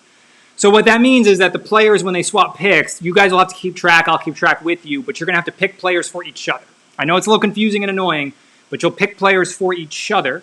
And then at the end, I can go in and I can put the players where they need to be. So again, for those that are just jumping back into the stream, all aboard the baby bus in trade conversation. Got about 45 seconds left before I'll restart the clock. If a trade materializes, it will be done kind of like hacked together. We can't change the order yet or now. We're in it. So someone will pick for him, vice versa, whatever he does.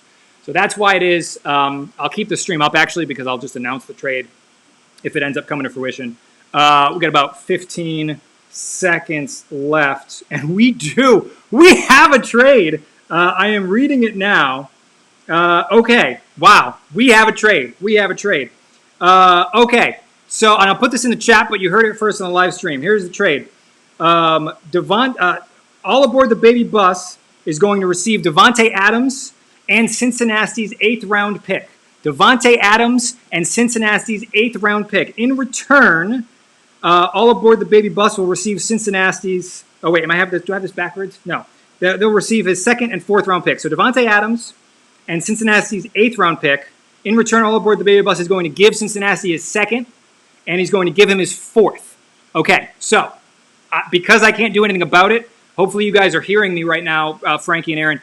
Frankie will have to pick for Aaron. So what you see here is going to be Aaron's pick. We'll swap it later. And then in the 4th round, same thing. I think. Sorry. I will say we'll have to give 8th, 2nd. No, we probably make this work. It's very confusing. I've never did this. We'll figure this out together. But for now, I'll unpause Frankie, whatever Aaron wants. The clock will start. Take what Aaron wants. And then when the 4th round comes, I'll probably jump back on the live stream to work this out. But for now, I'll unpause. I'll do that right now, actually. And you guys will work together. Again, Frankie will pick for Aaron. So what you're about to see is Aaron's 2nd overall pick. 2nd round overall pick. He's going to pick for him right now. He'll do it in the system. And then we'll remedy it later. And then in the 4th round, he's also going to be picking for Aaron. Aaron will be picking for him in the 8th round. So did we get this? Not yet. Oh, no, we did. So Tyreek Hill. So again, I know this is tough. We'll remedy it at the end. Tyreek Hill is on Cincinnati's team. Devontae Adams is on Frankie's team. In the 4th round, Frankie will pick for Aaron. In the 8th round, Aaron will pick for Frankie. Man, this is confusing. I wish the system could just do this for me. All right, live stream back off. We'll head back in. I'll probably turn it back on in the 4th round to remind people. Keep living your dreams, everybody.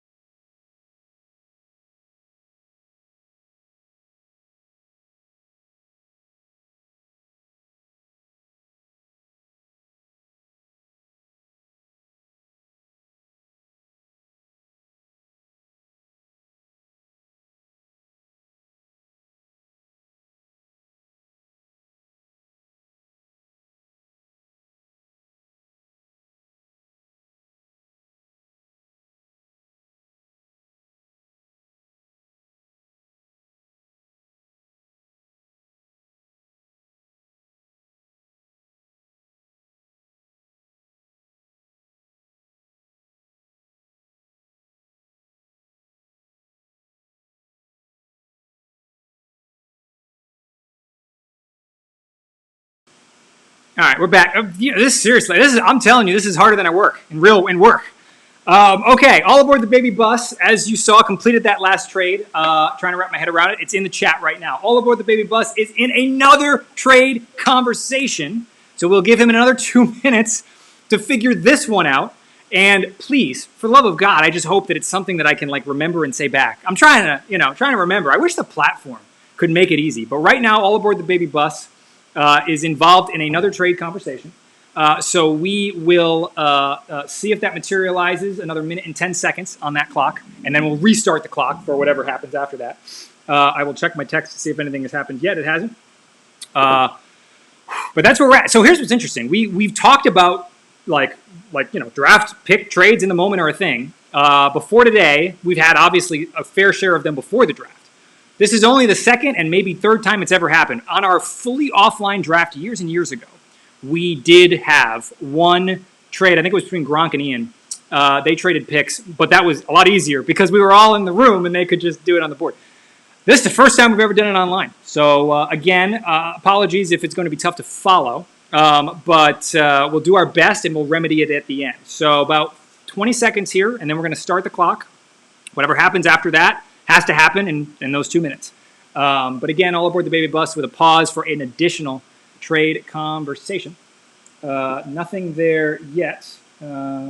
Bills are releasing their punter, though. Probably not surprising for those that have followed the news. Okay. That was the notification, by the way. I wasn't breaking news like Schefter. I was looking for the trade, and I got the ESPN alert. All right, so we're going to unpause here. Hopefully these guys are hearing me here. It's now been 2 minutes, so we are going to unpause this situation. Frankie, you are back. You have 2 minutes. Again, you can still make the trade in this time, but the clock is now running, and I will tell people that just in case he doesn't know that. I'll tell his trade partner too. Man, what a night already! I thought the hard part was over. We did the first round fully offline, loaded picks, graphics, production, and the hard part is here. We are in exciting trade conversations. Wouldn't want it any other way, by the way. This is what makes draft night fun and exciting. We don't usually see these types of draft day trades in the moment, like you see in the movies. But we are seeing them now, minute and 15 seconds. Probably is not true what you're seeing, but the latency will eventually say that it's about a minute and 15, whatever it is now. About a minute to go before the pick needs to be made. And remember, if they do make a trade, I will announce it, and they will probably be picking for each other. 1 minute to go. And we have still not seen it yet. So it's down to the wire. And again, I'm going to write it in the chat here.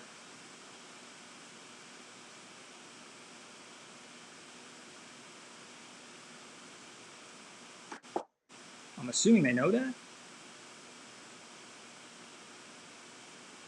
Oh, okay. Didn't work. It's not. It's over. It didn't materialize.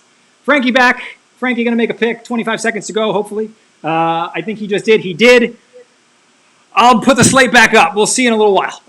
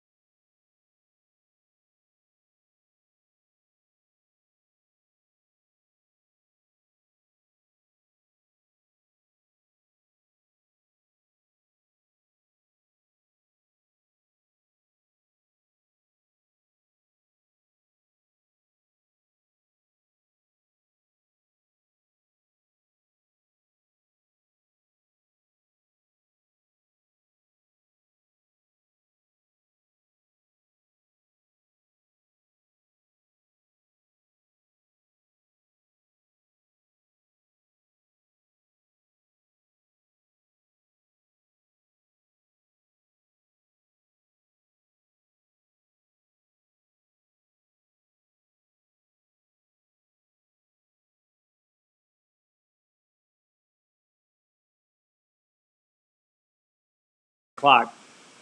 There is the third round pick right there. It's not. I mean, that's not crazy. Justin Herbert to Sanchez and Butthead, who's on the clock. No, but the You beauty want to of talk it is about that it? you are, the recipient of all their receivers, and now look at all the nonsense I get to enjoy. Justin Herbert is the third round, and I think only the second quarterback off the board thus far. So I'll let you. We'll put the slate back up. But I was curious if you were going quarterback at that turn. He did. Moving on. Yeah.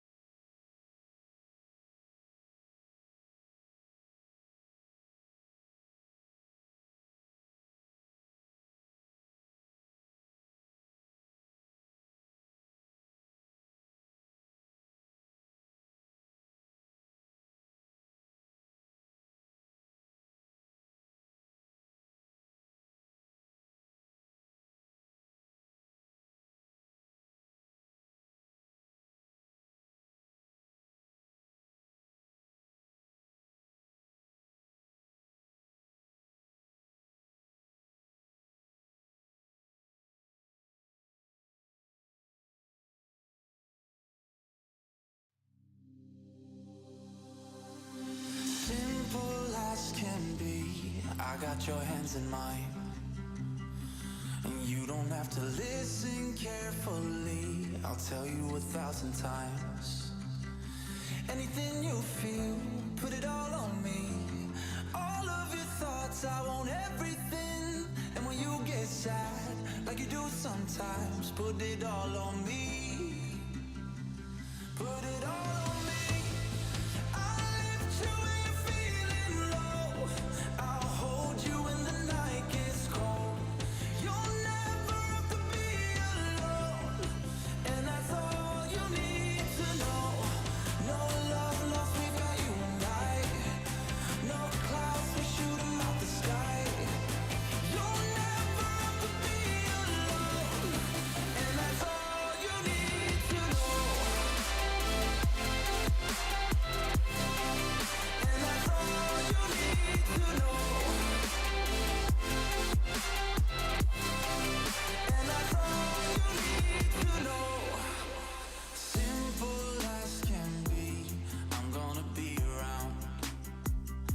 And you know we got everything we need. Look at this thing we found. Anything you feel, put it all on me. Your fears and your thoughts, give me all of it. And when you get sad, like you do sometimes, put it all on me. Put it all on me. I'll lift you when you're feeling low. I'll hold you when the night gets cold. You'll never have to be alone. And that's all you need to know. No love lost, we got you and I. No clouds, we shoot 'em out the sky. You'll never have to be alone. And that's all you need to know. And that's all you need to know. And that's all you need to know. Last can be, I got your hands in mine. And you don't have to listen carefully. I'll tell you 1,000 times.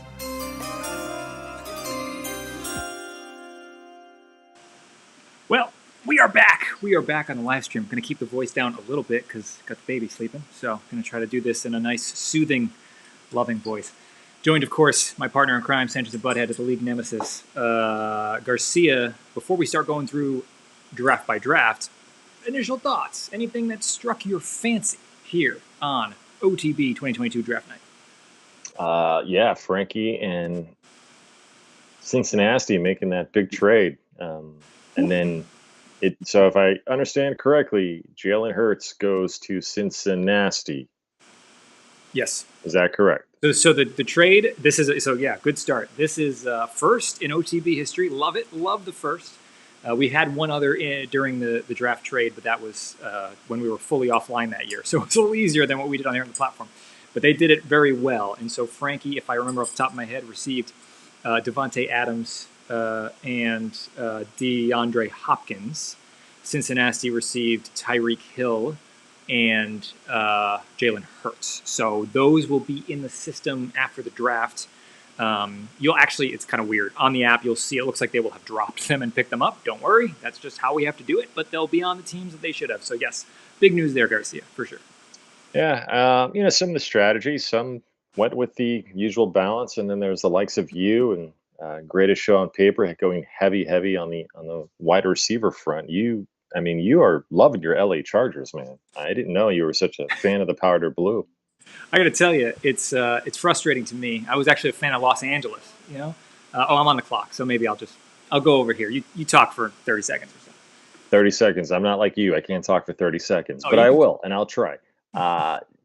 The strategy of some folks, it's always just you're torn, man. Do you go bounce? Do you go one way, or do you go, another way? And you went all wide receiver. I think greatest show on paper kind of followed suit. I, of course, wanted to grab every running back known to man on a roster. As I've learned my lesson over time now that I just have to go one way or another. Trying to be a balanced roster just doesn't work. The value in some of these quarterbacks, the Patrick Mahomes falling, and then, of course, you picking Trey Lance. So I think in the 6th round, we have about 3 or 4 quarterbacks go. I think Waverman may have won in that with Lamar. But Shipwreck's got something to say, and so does the saddest show, greatest show on paper, and then you, and then Russell Wilson, the regulators. But overall theme, man, I still think the night belongs to Frankie. He did an excellent job with the trade. I think he made out. I know he called me to check in, but I was set on what I wanted to do, and he's got an A running back team. He's got an A on the wide receiver side of things. Have you picked yet? What the hell are we doing? Yeah, I did. I'll start chatting while you're doing that. And there's another LA Charger. Yeah, I You are ridiculous. I don't want anyone else to get the guys. There's only one place for Chargers receivers this year. Now, this is the guy who one place for Rams receivers too, but unfortunately, wasn't he a tight end though? I thought he was the tight end last year. Don't worry about him. He listed as wide receiver. I will say a couple things off the bat. One, OTB continues to impress me. The quarterback situation, I thought, was impressive. The amount of teams that waited on quarterbacks. You had some high-profile names go in the earlier rounds, but still not crazy, right? Earlier than some of the other guys. But we saw Lamar Jackson in the 6th. We saw Patrick Mahomes in the 6th. Yeah, I just said that, dude. I'm sorry. I was in the middle of drafting my 4th Chargers receiver. We saw Patrick Mahomes in the 6th, and I will say that that's equal parts good for the league. Like, I think that's smart at a macro level, and then for the teams that got them in the 6th round, I mean, my goodness, that is phenomenal value. And then we saw, obviously, the trickle after the fact. A lot of tight ends off the board. I do see that, and thought that was wristbands, of course, loves his tight ends. So no surprise there. No, I'll get more to tight ends on a second. But perhaps, well, maybe I will now actually, because I feel like it's funny. There's like this paradox in public transportation. I don't know if you've heard this before. I forget what the name of it is. Where, like, you ever been on a highway and you're in traffic and you're like, why don't they just widen the lanes? Like, why can't, like, this isn't rocket science, right? Like, why don't they add a 3rd or 4th lane? And the paradox actually is they study this, and what happens is, like, the congestion is actually a price, right? That's actually like part of the supply side of the equation. It actually does keep people off the road. So it actually, a lot of times, is in equilibrium. When they add more lanes, a lot of times in big cities, initially there's like a good opportunity to like commute better. Clearly I have commuting on the brain lately. But over time, what that does is just gets more people in. More people are like, oh my goodness, I can drive on the roads now. And then it ends up being just as congested. And then you sit there on a 4-lane highway and you're like, I don't understand why it's as busy as it is. Why don't they just widen the lanes? I feel like that, going to get there, connected my brain to where we're at sometimes with tight ends. I would like to just eliminate them, but sometimes I feel like no matter what the supply side is for the tight end position in fantasy football, if you give someone a spot, they're going to put a guy there, they're going to put a guy on the bench. You give someone 2 spots to fill, they're going to put 2 guys there, they're going to put another guy on the bench. I don't value the position unless you're like early and you get a big name. But it's funny that a lot of people do like scooping up these tight ends when it's tough. I just think there's not a lot of value until you hit waiver wire with tight ends. But anyway, neither here nor there. But okay, we'll grade some drafts. Garcia, any other thoughts? I have no clue how you tied that all to tight ends, but somehow you did, and that was great. Grades, sure. Well, let's go this way. Go this way. Let's go team. I'm all ears. I'm listening. Okay, we're gonna go team by team. We're gonna start at the top of the board, then at the bottom of the board. All aboard the baby bus. You started there. How are you grading his draft? Please hold as I need to just. All right, so because he's got his roster's confusing. Fantasy thing sucks. So yeah, he gets an A across his quarterback situation, his running back situation. Or not his quarterback. I believe he has Joe Burrow, correct? Correct. I gave him a C on that. I think that's a little bit of. I'm not really fond of that one. I'd have to look to see who he passed on, but Roger Goodell says I have to make a pick. So which while you talk, A in the running back situation, A in the wide receiver situation. I don't know who the hell he has. This is tight end, but I'm sure it doesn't really matter. So he definitely gets an A on everything he's done so far. Well, I'm glad that you grade him highly. And this is the rivalry speaking. As an Eagles fan, I will never, ever say anything nice about him, even though his teams continue to dominate year over year. But, I mean, look, Jonathan Taylor at 1, who's going to fault you for that? Devontae Adams, jumping back in to get Devontae Adams. I am not as high on Devontae Adams this year. I will probably prove to be wrong. I said this to someone, maybe it was you when we were off camera. Devontae Adams took 5 years to get his first 1,000-yard season, and that is partly because Green Bay brings their receivers along slowly.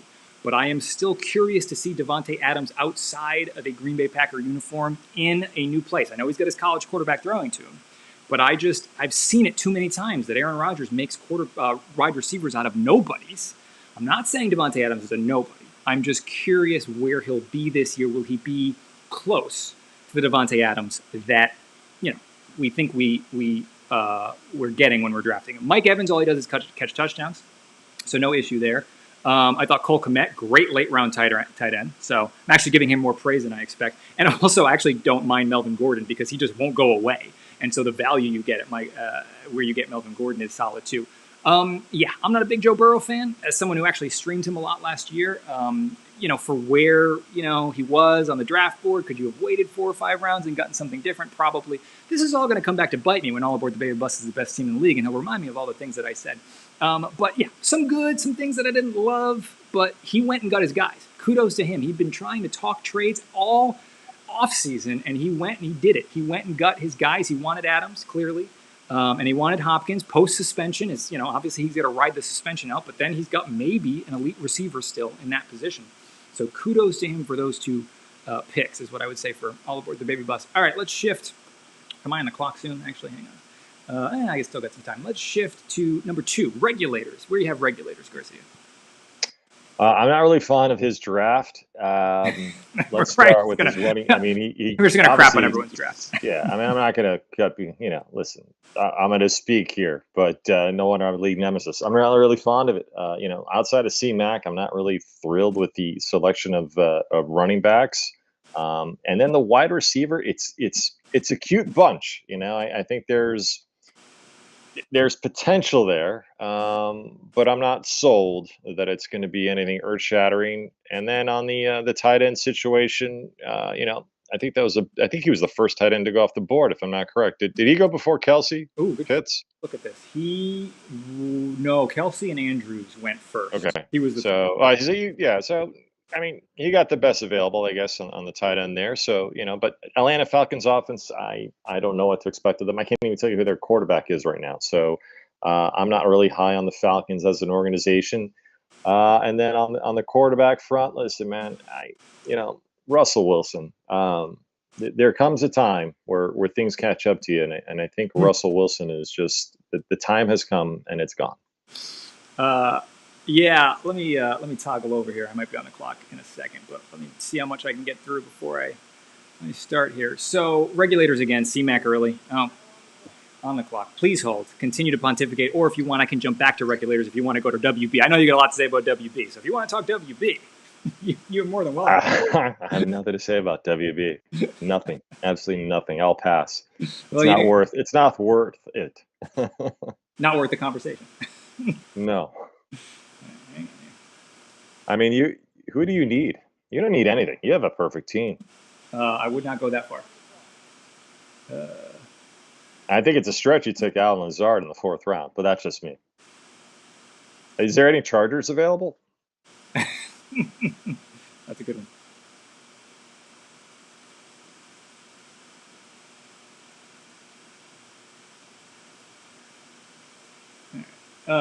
All right, we're that's one of those picks where you didn't really bother, did you? He's going to be on the waiver wire. I give regulators credit. He's taken a Jacksonville running back, Robinson, who I had last year, which on the cuff there. So Etney's coming off that knee surgery from last year, but he could score on that one, with an injury. All right, here's where I'm at. Here's where I'm at with regulators. Okay,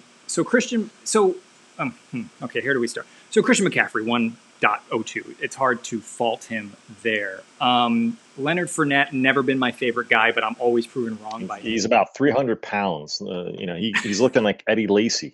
Look, if you're going to go tight end early and you believe in the guy, I think Kyle Pitts makes sense because I don't know who else is catching footballs in Atlanta. I know they've got some rookies, but it feels like it's going to be Kyle Pitts and the ghost of Cordell Patterson. So I like Kyle Pitts. I am not a tight end early guy, but I think it makes sense if you're going to go early. I actually think Brandon Ayuk was a fantastic pick where he was drafted because, look, we don't know for sure that this is going to be exactly the same 49ers offense year over year, especially with Trey now. We don't know who his guys are, and Ayuk still is getting effusive praise from the coaching staff, so I think that's a good, solid pick for where he took him. Yeah, some things that I'm not a huge fan on. So Gabe Davis, 4th round. I mean, that's where you had to take him if you wanted him.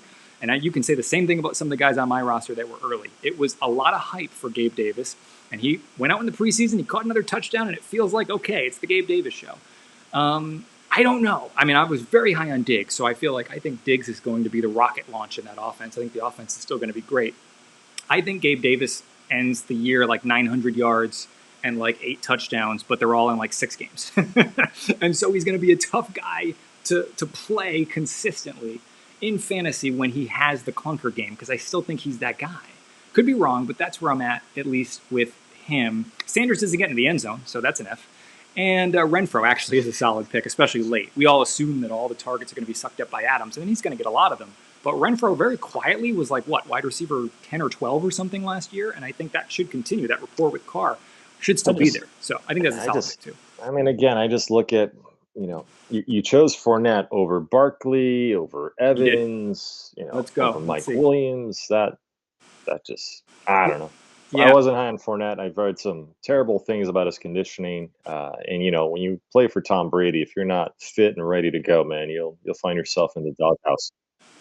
Yeah, I agree with you. Fournette is, look, there's a lot of injury risk, I would say, on Regulators' team, right? I mean, looking at the past. Regulators alone is an injury risk. With Sanders. And then he's got, between Gallup, obviously, still coming back, Robinson still coming back from injury. So there's, again, that could be true for a lot of lineups, but there's some injury risk for him to hopefully overcome. All right, we're going to go to WB. We're going to go to WB because WB had the pick of the night at Najee Harris at 3. So we're going to get your thoughts on that. But then, very quietly, got Saquon in the 3rd round. So for all you want to say about Najee early, Garcia, Saquon late, does that resolve the draft at all for you, or are you still in the place where you're going to be giving him endless garbage? No, it doesn't really change much because you don't know what to expect of Barkley. So fine, go. I hope it works out for you. I hope it saves you from taking Najee so high on that end. And then look at his receivers. I mean, he went Mark Andrews and George Kittle. You might as well. It's clear he's a tight end fan, so he loves them tight ends. Yeah, it's okay. So WB goes Najee at 3, which again, if you think about it, and if you took take JT and C-Mac off. If you took the rest of the running backs and you said, okay, I want the guy that I feel the most confident in playing a full 16, 17 game season, is going to stay healthy, is going to get the touches. I mean, Najee Harris is probably the next guy in line, maybe Eckler. Although Eckler got a little banged up last year, there's conversation about Eckler maybe not getting as many touches. So, maybe it's Najee. I'll try to give him that. It is early, but if you like the guy, you go get the guy. He wasn't going to be there again. I hate the way this format is. I wish I could just read it all the way down.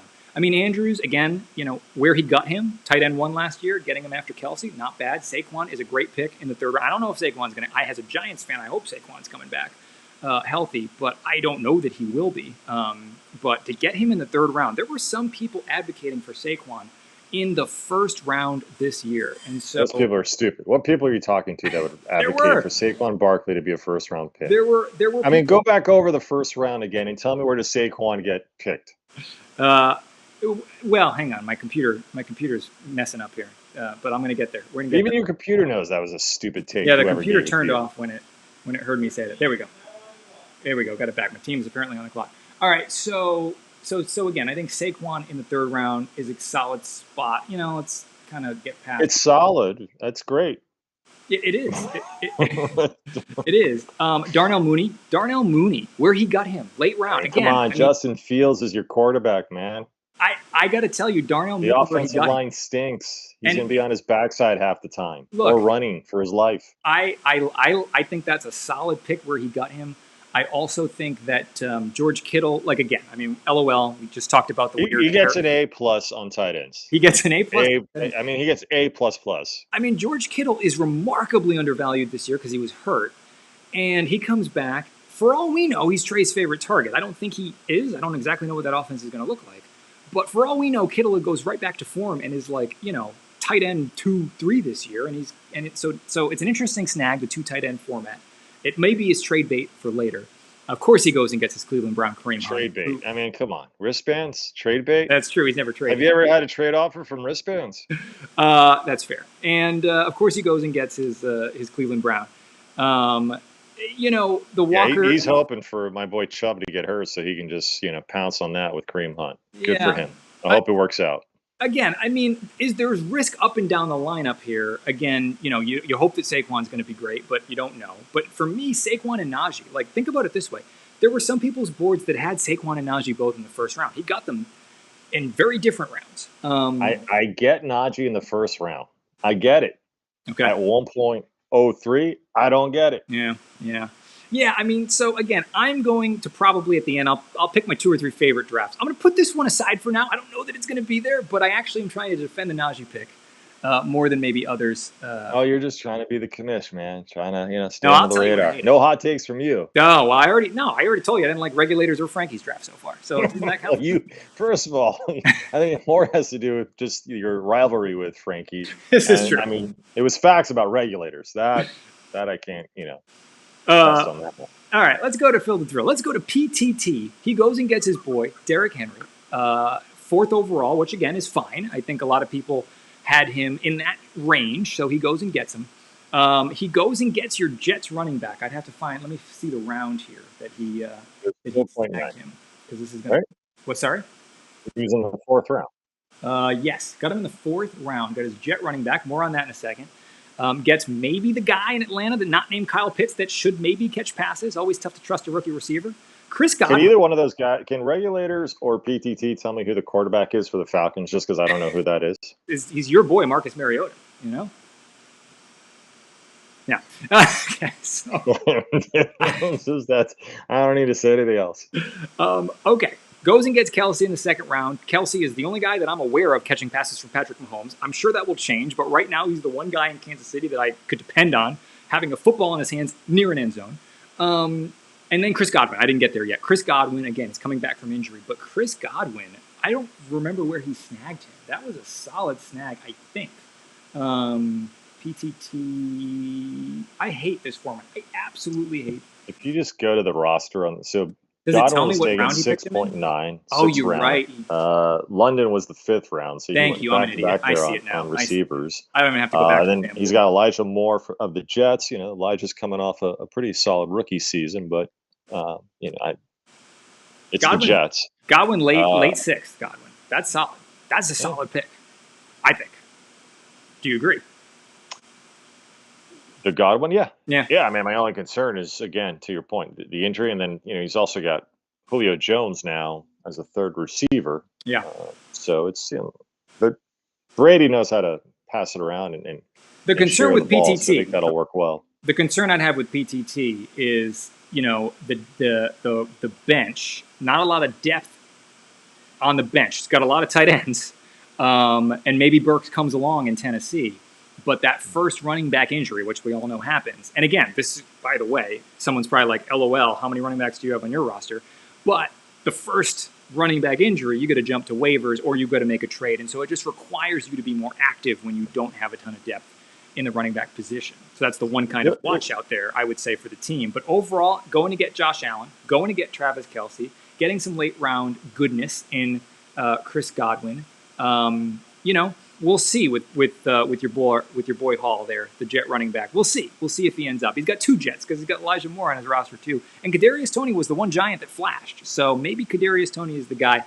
But there's obviously some risk there in the lineup from top to bottom. But he does have a couple of stalwarts at least in that roster. All right, let's move. Oh man, I mean, I guess we're going to sidebar next, and I won't say anything. It's my draft. Garcia, tell me all the things you loved and hated. Oh, my favorite team in this league. So you love yourself some LA Chargers as much as I do. I think the quarterback is going to reap the rewards on you and your receivers. But let me jump here. You know, LOL on the Trey Lance one, and I know we talked during the draft about it. As you hated the fact that you were forced into that position. You didn't want it. You were hoping the others would take them. But that was the string of like 3 or 4 quarterbacks in a row, or maybe 5 in that actual round. But you know, he's your guy, so we get it. We understand. You know, the running back situation, it's a little murky. It's. I'm going to tell you right now, it doesn't look good. It does not look good for you. But you know, Cooper Kupp, man, Keenan Allen. You know, you're all about the West Coast. Lazard to me is a little bit of. I mean, he's going to be the number one target, I would think, for the most part. I thought he went a little high, but very you high. know, you of course, you know better than me. You know, we loved Thielen last year, and you know, you loved him more this year. So your bench, you're hoping for Dalvin Cook to run into something that Oh well, you know, I'm not brings him rooting for down. injury. That's your typical, you know, MO. And you know, I think Hubbard, your last pick there, you had no clue what you were doing. You weren't paying attention. So that's how I summarize it. For you, man, I'm giving you a B. You killed the All right. wide receiver. You're going all wide receiver. I get it. And you know, I'm sure you're going to call me in about 3 weeks asking for a running back. I'll tell you this. I will tell you this. Alan Lazard in the 4th round is potentially completely ridiculous. And we'll see. I was vultured, and we're going to talk about the teams that vultured me. I think the next like 5 teams we're going to talk about are teams who I'm going to applaud certain picks that I'm very frustrated did not fall to me. But Lazard was my next guy up. Lazard, to me, if you look at the history of Aaron Rodgers and you see the way that he makes receivers, and more importantly, you see the way that he trusts receivers, I think it probably will be a run-first offense. So I think that, you know, Dylan, or more importantly, Jones, will get maybe the more benefits of those lost targets that Adams will take with him to Las Vegas. But Aaron Rodgers is not a guy who typically, as we just talked about with Adams, brings rookie wide receivers around early. Like, he usually has the guys he trusts. Now, maybe someone pops into the scene late in the season, but I think to start, he's going to go with the guys he trusts. I am banking on Lazard being like, I know this is going to sound crazy. This time next year, I'm banking on Lazard being like, hey, he's like an early 2nd round target. Like, that's how much we see Lazard come this year. Let's see. That's the hope. We won't go anywhere else. I hope for your sake that Rodgers throws it to Lazard and Lazard catches it and doesn't drop it to them when Roger gives him that death stare and then never throws the ball the entire game towards his way and then bashes him. And then all of a sudden Lazard's on a, you know. Thank you. Let's just hope Lazard's not betting on the Packers, if you know what I mean. Anyway, we'll leave it there because there's other guys I'll talk about in my roster that we'll get to. I like the guys who are just chiming in, you know, Devin Singletary, blah, blah, blah. Man, dude, your team stinks. Your team stinks.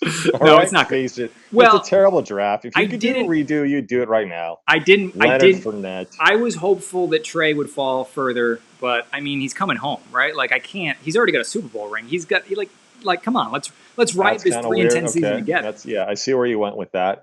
Yeah, listen, dude, no one's going to knock you, man. All right, we're going to might make fun of you, but I think, you know, at the end of the day, dude, it's your guy, right? It is. I'm going to move on because I can't imagine that the people. But you know that if Mahomes, if you had the option of Mahomes, it sounded like you would have taken Mahomes before Lance. Yeah, probably. I think Mahomes. We'll get there. We'll get to the Mahomes pick because we got some good guys good lineups to go through here.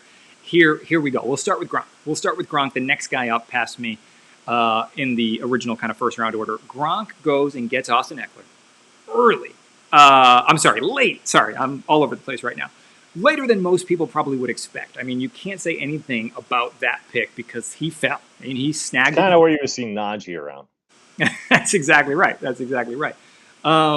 You know, I'm going to keep the tally of what Austin does and what Najee does, and I'm going to compare them if we continue to do shows, which I doubt we will. But it's one stat I'm just going to follow the entire way.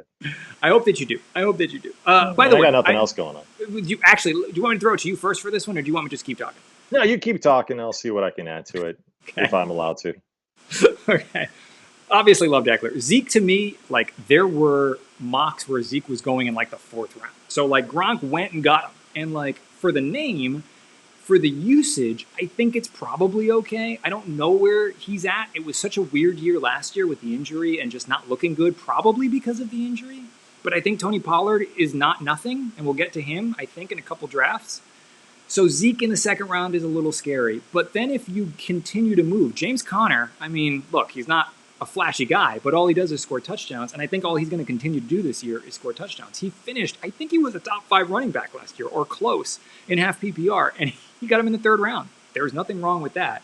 Johnson and McLaurin, solid-ish, I think. You always get scared who's throwing them the football in those respective places, but you can't really fault them. And then Juju, Cordell, look, Juju, I don't know, good a shot as any that Juju might be the guy in Kansas City this year.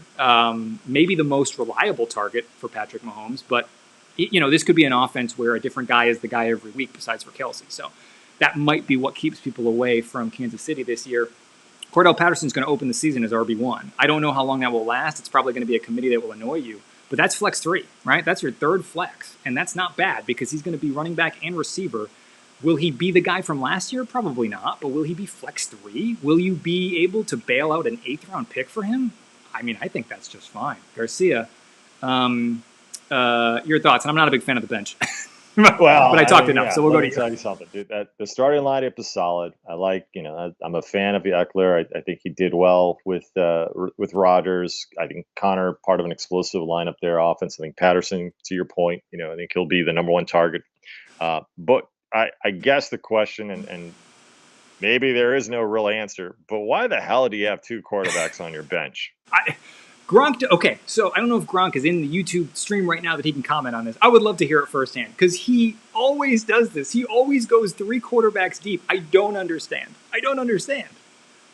Garcia doesn't understand either. It doesn't make any sense to me. So that's where, again, I think you put anything that we said good about Gronk's draft, we're going to now catapult it down because of the 3 quarterbacks he's rostering.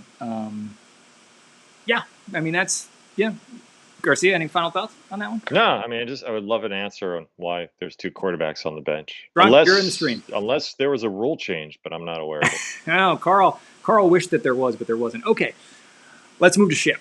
Shipwreck, who had, speaking of, again, because of the weirdness early in the draft, you could argue maybe some things that weren't expected early on. Ship gets Dalvin Cook at 7. I will say there were certainly some ADPs, some rankings, some people saying that that's where Dalvin Cook should go. Some people even had him a couple spots later. So I'm not going to say it's like the most tremendously surprising thing, but still, to sit there at 7 and get a guy who could easily finish top 3 this year at his position if he stays healthy. And again, that's the if, right? With a lot of these guys.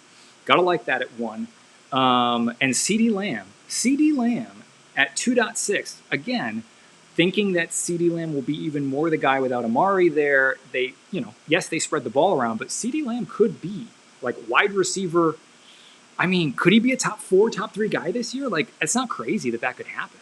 So I, can't fault him there. Javonte Williams falling to the 3rd round, falling to the middle of the 3rd round is another solid pick. And then he went and picked up more receivers than he usually does, but still a running back. Not heavy-ish, but a running back-centric lineup. Great 8th-round pick in Dameon Pierce. I think I texted him when it happened. Vultured me by 1 pick because I thought that was the next guy I wanted for the RB2 spot on my lineup. I think he's going to win that job in Houston if he hasn't already, and I think he's going to be great this year, at least relative to the offense he's on. He might be bound, but I think he's going to easily fulfill that value and then some. And then again, no one talks about DJ Moore, but DJ Moore just continues to be Mr. Consistent. New quarterback in town, he'll probably still be just as consistent with him. And not only did he get him, he got him in the 4th round. So for me, this is one of my favorites so far. Garcia, your thoughts? I think the thing that might keep him awake at night is knowing that he took Kyler Murray over Trey Lance at 6.6, and that's one that might haunt him. Could make it. And I mean, he was, a stone's throw away from picking up Mahomes if the greatest show on paper didn't take Mahomes ahead of him. So otherwise, I agree. Solid draft. I like the CC Lamb one. Dalvin Cook, I think, a great snag there, falling to him as where Dalvin felt. I'm trying to think in terms of the tight ends for him. He seems like he went a little Dallas heavy on his roster, so he at least has 2 Cowboys, and then I'm always fearful of the Houston Texans, and not know what to expect of them as they might be the worst team in the NFL going into this year. But again, he should be thrilled. I just let's see how the Murray versus Lance debate begins. I don't know if he even thought about Lance. Maybe he never had Lance on his radar, and until after you picked him, that he thought, oh, maybe I should have gone Lance. So we'll see how that turns out when the season's done. I mean, relative to what Trey Lance has actually accomplished in the National Football League, the 6th round is still really early for him. And you got a guy like Kyler who's already proven it and has already shown you that, at least for bursts of time, he can be QB1. Like, he legit was QB1 for 8 weeks at some point, maybe last year or the year before, I can't keep track. So, yes, you know that he can do it, and that's probably why you stick with him in the 6th round. By the way, got Gronk's response, and it was mostly regarded about a trade related, so that the rostering of quarterbacks was a feeling that you're basically throwing a dart at the end of the draft anyway. The chances that you're going to hit that dartboard. And by the way, I'm kind of pontificating here. He didn't write all this, but I'll kind of add context. So wait. Right? So he's holding on to those two QBs in the event that there's somebody looking for a QB, correct, and he's got 2 QBs, possibly your third, with Rodgers as trade bait. So one of them hits, 2 of them hits, he can trade. Maybe. Obviously it's tough to trade a quarterback, but if you get anything for him, it's probably a good deal. I mean, let's just. I don't want to. Let me just see who is left out there. Of the quarterbacks who haven't been selected. So I hear the kid in Jacksonville has promise. There's your boy. I mean, there's a guy that we talked about, Matt Ryan, who's probably set up for success considering that's Colts offense. But hey, I mean, Baker, I get what he's trying to do, I guess. But I mean, who am I to talk? I picked a guy in the 2nd round who's probably going to be suspended, but that's here nor there. Well, we'll get to you. Because we're going to shift to greatest show. The show's going to end by the time you get to me. Exactly. We're going to get to greatest show on paper, and I will try to hide my bias. Actually, I won't, because I'm probably extra high on some of the guys. So I'm going to grade greatest show on paper's draft as an A+, but you're probably going to look at it and be like, I don't see what you're seeing at all because it looks okay, fine, I get that. All right, I will guess that you're high on Tony Pollard. I'm not. Well, I am. I would never draft him as a Cowboy, but yes. I mean, that's the beauty of it, is if you have a Cowboy in sight and you're either, after you or however, it's a lineup that you're working for, because you're not going to select an Eagle or a Cowboy or a Redskin for that matter, which, I get the latter. But yeah, JJ, Debo, again, we talked about Debo. My only concern with Debo is, is he a byproduct of Jimmy Garoppolo as your quarterback or not? And we'll find out. We will find out. But he's got a lot of upside with that roster. The both of them, I guess we should give those 2-headed monsters a credit, equal part. So yes. So Justin Jefferson at 1.8. Some people had Justin Jefferson, remember, in the platform was 1.3, and I personally think that's high. Well, that went to Najee. I don't know if you heard. Chris took Najee at 1.3. That is correct. But to get Justin Jefferson at 1.8, that is, to me, tremendous value. A lot of people think that he could be wide receiver 1 this year. I don't know if I'm as high on him, but I think he could easily be top 2, top 3. Debo, again, I think will continue to be rock solid. And then this is where the bias comes in. I loved Michael Pittman this year, and it's probably other people did too. And I loved Allen Robinson this year. I thought they were both undervalued for where they were going. Michael Pittman, look, all Matt Ryan does is make wide receiver 1s. He has one guy he throws to, and that's it. That's the guy. I think Michael Pittman probably is that guy in this offense. And so, again, you got Jonathan Taylor, who's going to probably put you in good places throughout the season on the field, and you got Michael Pittman potentially cashing in as well there. So I just think that it's going to be the right fit for him with Matt Ryan. Let's call it.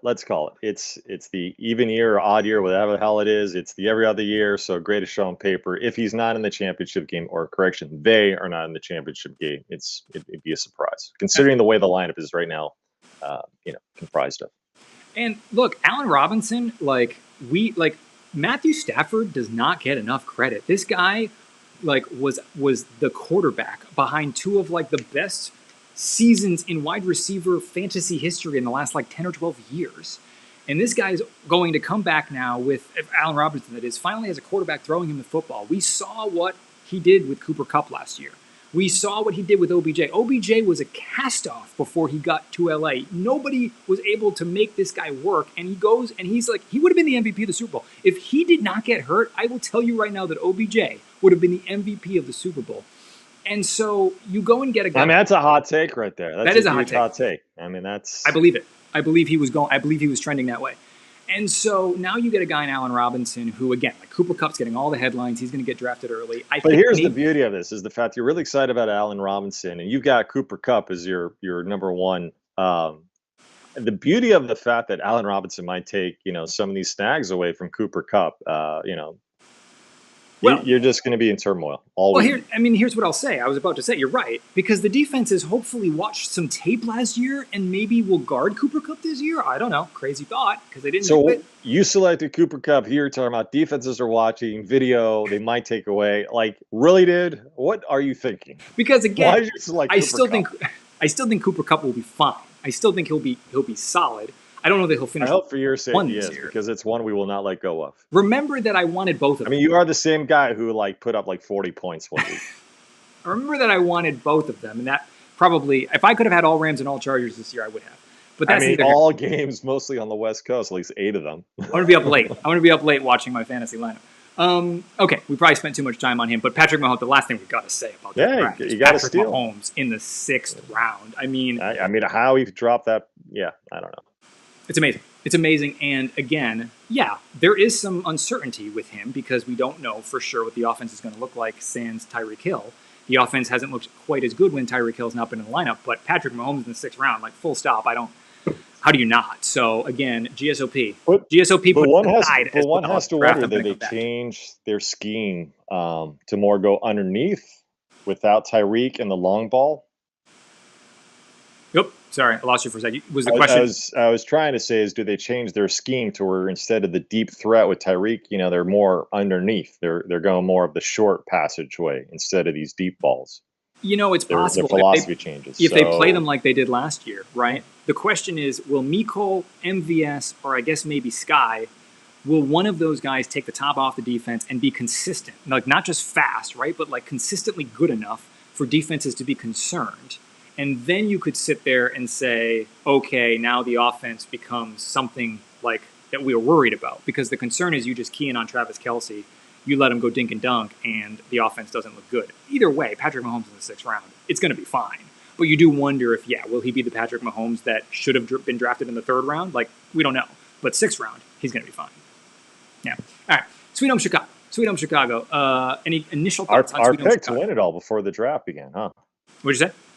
Sweet Home Chicago. He was our pick to win it all before the draft started. Let's see how he did. Hopefully he didn't choke with his draft. Things you like, things you dislike? I liked. I liked the 1st round pick. The receiver selection I thought was pretty solid. Devontae Smith. You've got DK. I know you and I talked offline about what to expect out of the Seahawks offense now with Geno Smith as your quarterback. How does that impact? What's the domino effect of that? Obviously, you love Jay Dobbins last year so much that you picked him up when he was hurt. You and I were keeping our eye on him, and he snagged him there. I like Josh Jacobs. I had a hard time choosing between Jacobs and Clyde, and went with Clyde. So, I'm a fan there. Overall, just a solid roster. The Claypool, obviously he's got himself 2 quarterbacks. He thinks, as a former Dak Prescott owner, I could not be more disappointed in Dak last year or the year before that. I forget now, but there's nothing that I'm overly concerned about, nothing that I didn't hate, but nothing that I'm, infatuated with outside of just maybe the fact that he's got Chase and Metcalf and, Dobbs and Jacobs. I think those are formidable 4 on the roster, and I think everything else is, going to suit him well. Do I think he's championship caliber with that roster? I don't know now, but he's a smart guy. So I'm going to at least add that to the formula, when I make my decisions. I'll say, first of all, Aaron Jones, after all these years of haunting Sweet Home Chicago in tremendously high profile and sad ways, Aaron Jones gets to put on the Sweet Home Chicago jersey, and I hope he produces for Sweet Home Chicago as much as he's produced against Sweet Home Chicago. So we'll start there. A lot of people are wondering who's the guy in Green Bay. Is it going to be Lazard? Is it going to be Dobbs, as I call him? Is it going to be some other guy? And here's the thing. It very well could be Aaron Jones. Aaron Jones, you should see the pass catching stats. Our dogs are talking to each other now. I know. that exist, or even just the target and touch share when Adams has played. I mean, Aaron Jones is probably going to be the guy. Maybe A.J. Dillon is like, the second guy, but I think Aaron Jones is going to be fine.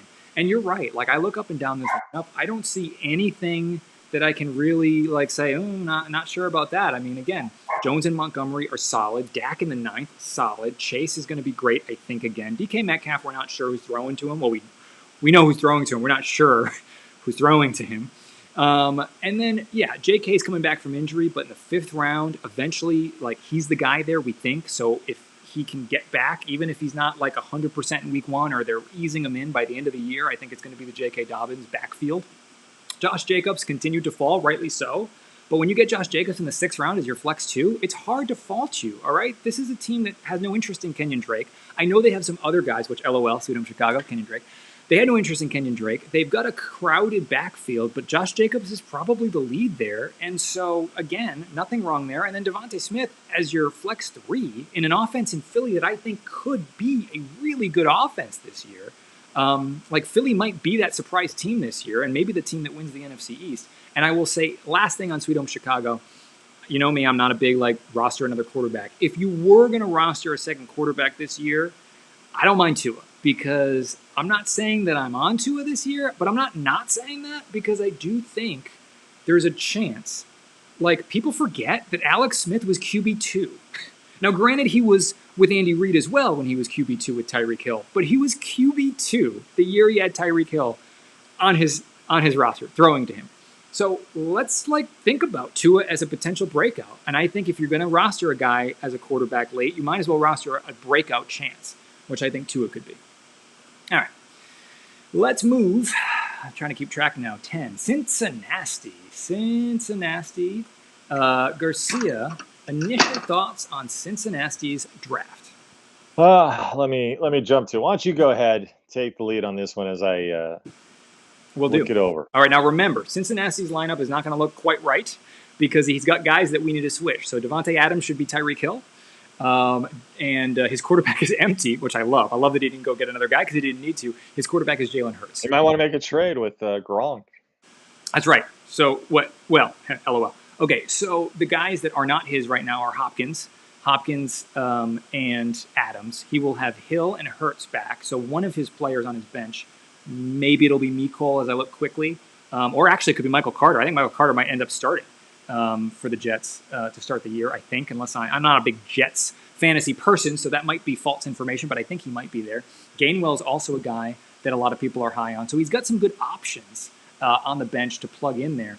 So Jalen Hurts, I think, could be a breakout quarterback this year. He was already kind of a breakout quarterback last year, faded down the stretch, but should be really good this year. For those that follow Matthew Berry had him as his ride or die, and there's good reason to think Philly's offense is going to do really big things this year. So you got to like that.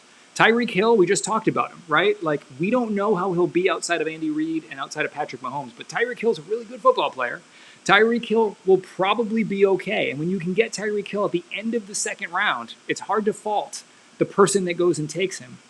Cam Akers looks like he's going to be fine from a usage standpoint. We haven't even talked about Joe Mixon, who I also just think I said when he drafted him at 110, I thought Joe Mixon could be one of those guys that finishes at the top 5 of the position this year. I really do believe that. And then no one wants Brandon Cooks ever. Brandon Cooks is just always this guy that no one ever wants. You can get Brandon Cooks in the 6th round. He's going to be I think probably the only guy catching footballs in that Houston Texans offense. And so it may not be pretty. It may never be a game you want to watch. You may just look at your app and say, oh, cool, Brandon Cooks did some things. I don't want to watch that game, but that's good. But Brandon Cooks should be just fine if he stays healthy. So this is also one I'm going to come back to, but put on a list of, this is a good, I like where he went from top to bottom. Finally, Robert Woods, we're not sure, if he's going to be anything close to what he was before the injury. But if he is, I think he's the number one guy in Tennessee. Not bad to get at pick 7.10. Garcia? I think Aaron is the guy who's always kind of the quarterback whisperer, because it feels like year after year he's on that trend of getting somebody just as they're about to break through. I feel like he's had Josh Allen as Josh Allen broke through, and then even either last year or the year before that, Murray. And now, I kind of was surprised with the Jalen Hurts pick. I originally thought it was Frankie's and, LOL, the whole Eagle connection. But, maybe he's on to something with Jalen Hurts. I don't see it. But I'm not going to question that. And to your point, again, a solid lineup. Joe Mixon, good pick there. I thought where it was at, and we'll see how the cards fall for him. But the only one that just kind of made me scratch my head. But again, how should I question this guy? He knows his quarterbacks better than I do. All right. I will say, last thing on Jalen Hurts before we go to Cincinnati. Jalen Hurts was a bad, how should I say this? He was a good fantasy football player last year, right? Like, there were games where you maybe just hoped for the best, and he always got you there by the fourth quarter because of rushing and garbage time and whatever. But because Jalen Hurts has a floor, like, I've seen Jalen Hurts at his worst, and he is still, like, really good at fantasy football. So if that's what it is, he's going to be fine. And if it's more than that, if he breaks out, if Philly's offense is actually like good, if they're explosive, if they're a good team this year, which I think Philly could be, it could be a really, like, we could be looking back at, the board next year and seeing Jalen Hurts as, like, QB2 off the board. So again, we'll see, but I get the bet. Okay. Waverman, who continues to confuse me because it says Herbert, them apples, and I still associate Justin Herbert, not with Garcia yet, which I will at some point this year, but with Frankie last year. Every time I saw this team on the draft board this year, I thought Frankie was making the pick. But anyway, he didn't. Garcia, do you want to start or you want me to start on Waverman? Well, I mean, I think we're both on the same page. Lamar Jackson in the 6th round. Again, all those quarterbacks taken in the 6th round. I think, that was a great fall for him. On the wide receiver front, Diggs, you're huge on him. I'm, as a former owner, I'm not all that great, but I'll defer to you based on your research because you know more than me. I think with the 2nd round with DeAndre Swift, he was there for me too. I ended up going with Kamara, who could be suspended, but the thing that worries me with DeAndre Swift, I think, is I feel like he's just injury prone, and a Detroit Lion is right up there with the New York Jet and a Houston Texan these days. I just try to stay away from them. I am also a former owner of Chase Edmonds. I think he's in a better situation with Miami, so maybe he'll produce more there. Doesn't have to share too much of the carries there.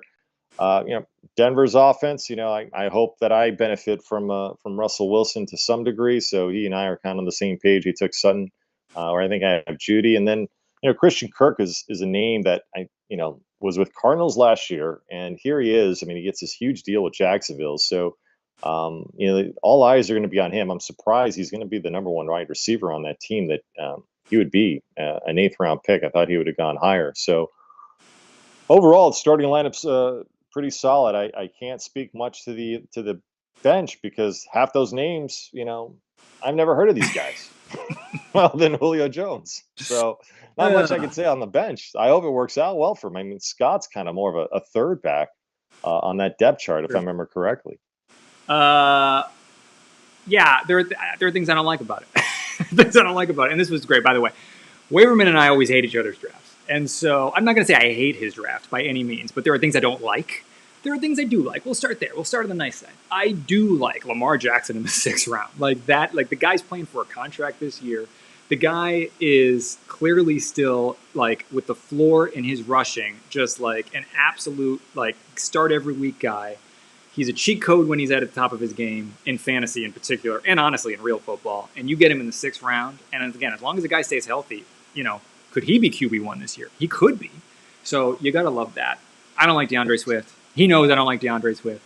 He was probably very happy to get DeAndre Swift in the 2nd round. I will be probably proven wrong about DeAndre Swift. Never been my favorite. I don't think that I'm all the way there yet on Detroit. And I'm also not personally there yet on Swift based on some of his kind of advanced stats, whatever. I will say that he catches passes, and so that's good because that helps in a half PPR league, so he'll probably be fine. Love Diggs. We talked about it. Won't talk about that again, but love it. A.J. Brown, again, if you believe in Philly's offense taking the step forward, I'll bail him out on Bateman. I am not a big fan of any Baltimore Raven pass catcher not named Mark Andrews. I haven't seen it yet. The offense hasn't shown me that even at its peak, right, even when they were killing it in his MVP season, there was not a consistent guy that you would start other than Mark Andrews. And I think that that's Baltimore at their peak. Like, I don't know if there's a receiver I trust. But if you have Lamar in a league like this, with the scarcity on the waiver wire and the ability to do things with stacks, might as well go get Bateman, and in the 5th round, late 5th round. So I'm not going to hate the pick.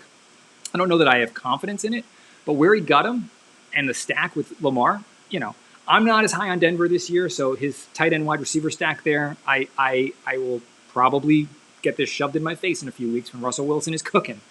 I'm not a big Denver Bronco fan this year. I don't see the offense taking the step forward that other people do to put these guys where they're putting them. Cortland Sutton was like wide receiver 1,004 last year. I'm making it up. I don't remember. I think he might have been hurt for a few games. I would hope you're making that up. But like, do I think Russell's good? Yes. Do I think Russell, like, okay, I'm sorry, I'm belaboring this.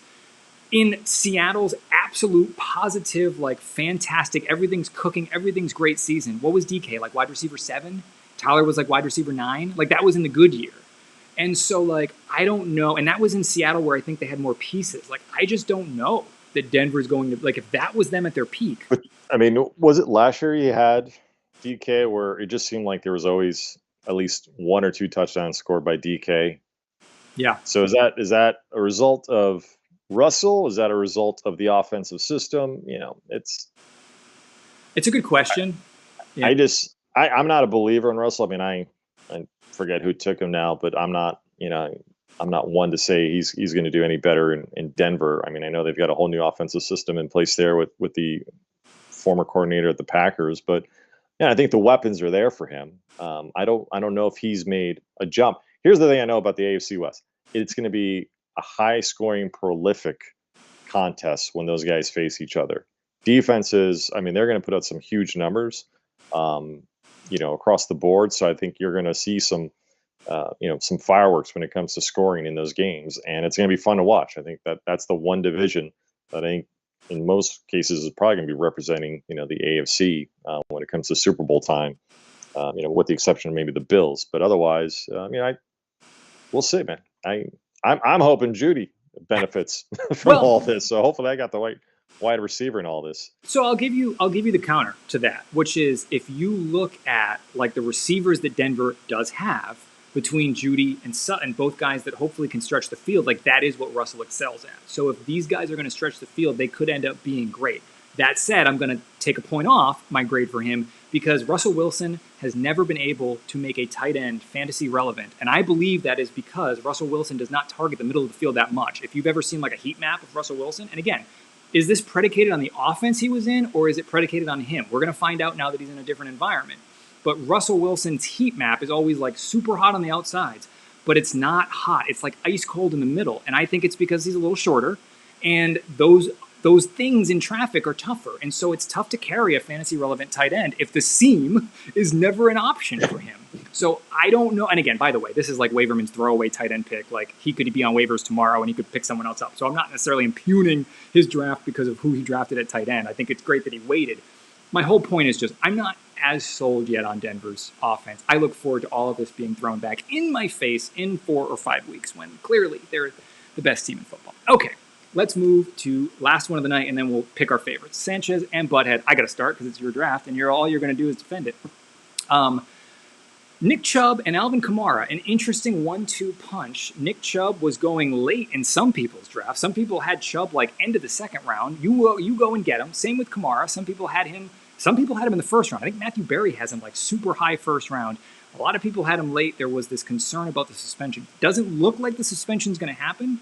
So it looks like Kamara could be a steal for you at 2.1. So I'll give you kudos there.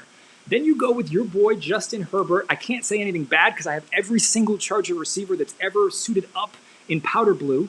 So I'm not going to hate the pick. It's early, but I do think yes. So obviously I'm all in on the Chargers this year. I think the Chargers could be the Bengals of this year, right? Like the team that takes the step forward and has a phenomenal season. And I think Herbert actually is a good shot at MVP. If I was a betting man, which I sometimes am, but I'm not a big betting futures man, but Herbert's MVP odds to me seems like something worth looking at. And then we talked about Judy already. Etienne looks like he's going to be the guy there because I don't know where James Robinson's going to be coming back from injury. And then to go get Clyde, again, 6th round, but Clyde looks like he's going to be the guy in Kansas City, at least the guy getting, most of the share there. And then MVS obviously is a dart throw.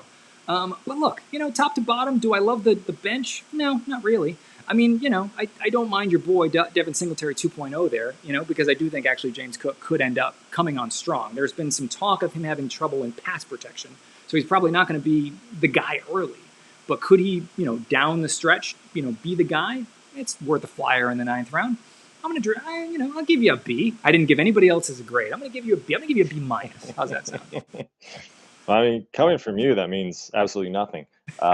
So, we talked leading up to today how I said, I've got so many spot on for my third, and if he's there, I'm taking him. I'm not going to be stupid and wait. And it was Justin Herbert right from the get go. And I have learned my lesson over time that we are in a situation these days where if you do not have yourself a quarterback that can consistently put up numbers, and I'm not talking about like a touchdown here and there, I'm talking about yardage, touchdowns, even just rushing yardage. He's a complete package, and I'm tired of selecting guys where I think he can get away with the Matt Ryans and the Matthew Staffords of the world in the late rounds. So I've changed my strategy of being really stupid to somewhat stupid. I don't know.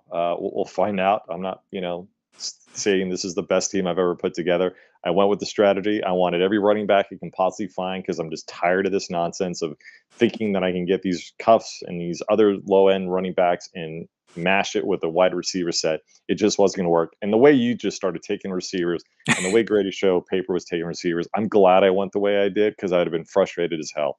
So, okay. So, am I in love with my 1-2? No, but, I had to look at what my options were. And if I went with a wide receiver strategy, it would have been a mess. With you and Greatest Show and you guys taking receivers, it would have been a mess for me. I'm just trying to put a solid team out there to where I could hopefully beat wristbands and I could hopefully beat regulators. That's really what I'm shooting for.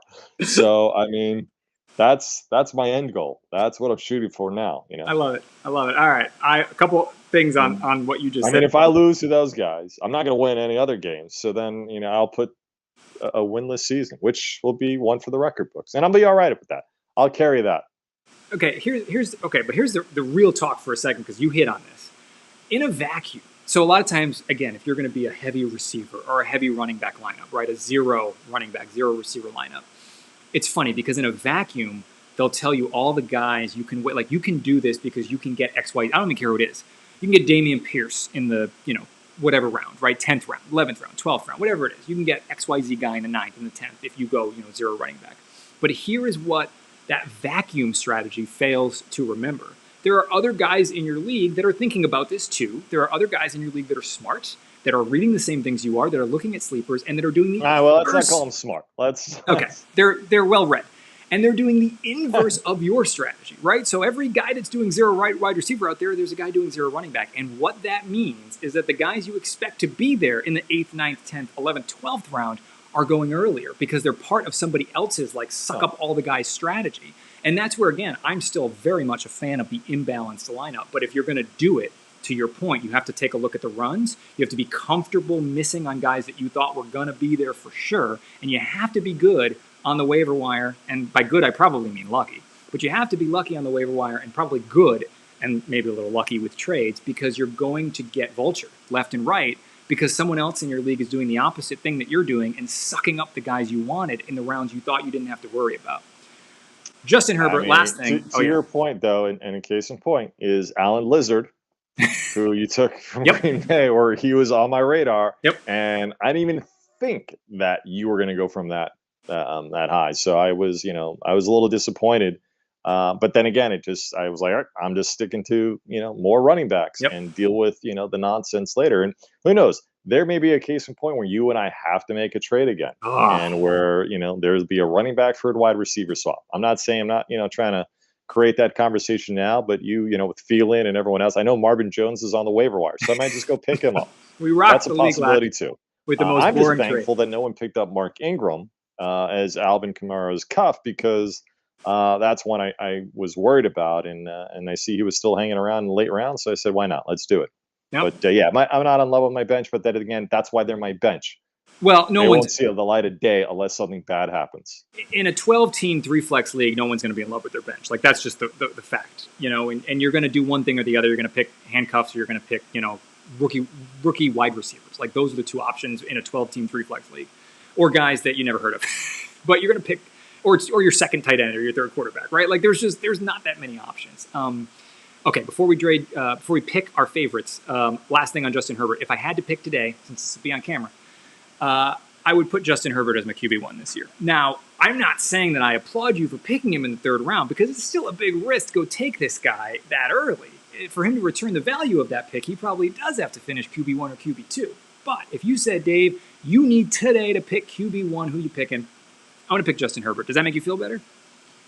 No, I don't really give a crap's ass what you think, dude. Okay, it's the same thing of like I don't give a crap's ass what people from Cleveland think. Okay, at the end of the day, I knew I wanted this guy, and I was even at one point thinking I'll just take him. Why just take him second? But I learned my lesson. I mean Devin Singletary nonsense. You know, I just felt like I got to grab this guy. I'm tired of this nonsense of waiting for these quarterbacks. And, had I known, I mean, there's no way that guy would have last past the fourth round. I'm sure Frankie probably Yeah. had his eyes on him with success. I'm sure Waverman. I'm sure, everyone else, including you. Would you have taken him in the fourth, fifth round? Unlikely. But, I'm happy with the selection. And I could be completely wrong. Probably not as wrong as selecting Najee at 1.03, but that's not here nor there. We'll wait. We'll let the things play out. We'll let that play out. Play out. All right. Let them play out. Let it play out. All right. Or in Chris's world, go play with yourself. Okay, that's a lot. All right. Reminder, guys. The waiver wire. I don't know when exactly it opens, but at some point, once I make the trade between All Aboard the Baby Bus and Cincinnati complete, that will be it. Everything else will be open. Waivers will be open, and then it's. I believe is the inverse order of the standings, but it's not really because it's. Oh, I'm sorry, it's not even that. Oh, wow, where am I? It's free agent acquisition. What are you like in 2010? It's free agent acquisition budget. Moly, wow, man, guys, it's late. Sorry. So just remember the waiver wire opens, and then you would bid, for your players. Okay. Yeah, Garcia. We look forward to those $42 bids by Chris, and then he doesn't even play the guy. Garcia, give me 1, 2, no more than 3. You gotta narrow it down. Give me 1, 2, or 3 favorite drafts of the night. My 1, 2. So we'll start with my third. I like Shipwreck. Okay. I like yours. Oh. I think you got some, with Lance, great upside there. Your running backs are going to get excited, but I think you supplement it with such quality wide receivers that I hope I benefit from. So this is going to be a joy for me. We're either going to be really, really enjoying our season, or we're going to be really miserable. And I think Frankie, I may have outdone himself. The trade, the way he maneuvered on that end, again, don't love Joe Burrow, but he can call Gronk and get himself some QBs if he needs them. So, or go on the waiver wire. There's that option too. So there it is, 3, 2, 1. Sweet Home Chicago would probably be that 3B. Okay. You want my bottom 3? Oh, I would love nothing more than your bottom 3. Why don't you go your first 3, then you do your bottom 3, okay, and then I'll do my bottom 3. Because I'm sure the bottom 3 is more interesting. I love that. Okay, 3, I think I'm going to say Ship, which it sounds like maybe we might have the same 3. No, I don't think we do. I think my 1 will be different. 3, I think is going to be Ship. 2, I think it's going to be Cincinnati. Actually, I may have to look at it. I love again. Jalen Hurts, so it's tough to see everything else because the lineup is not right.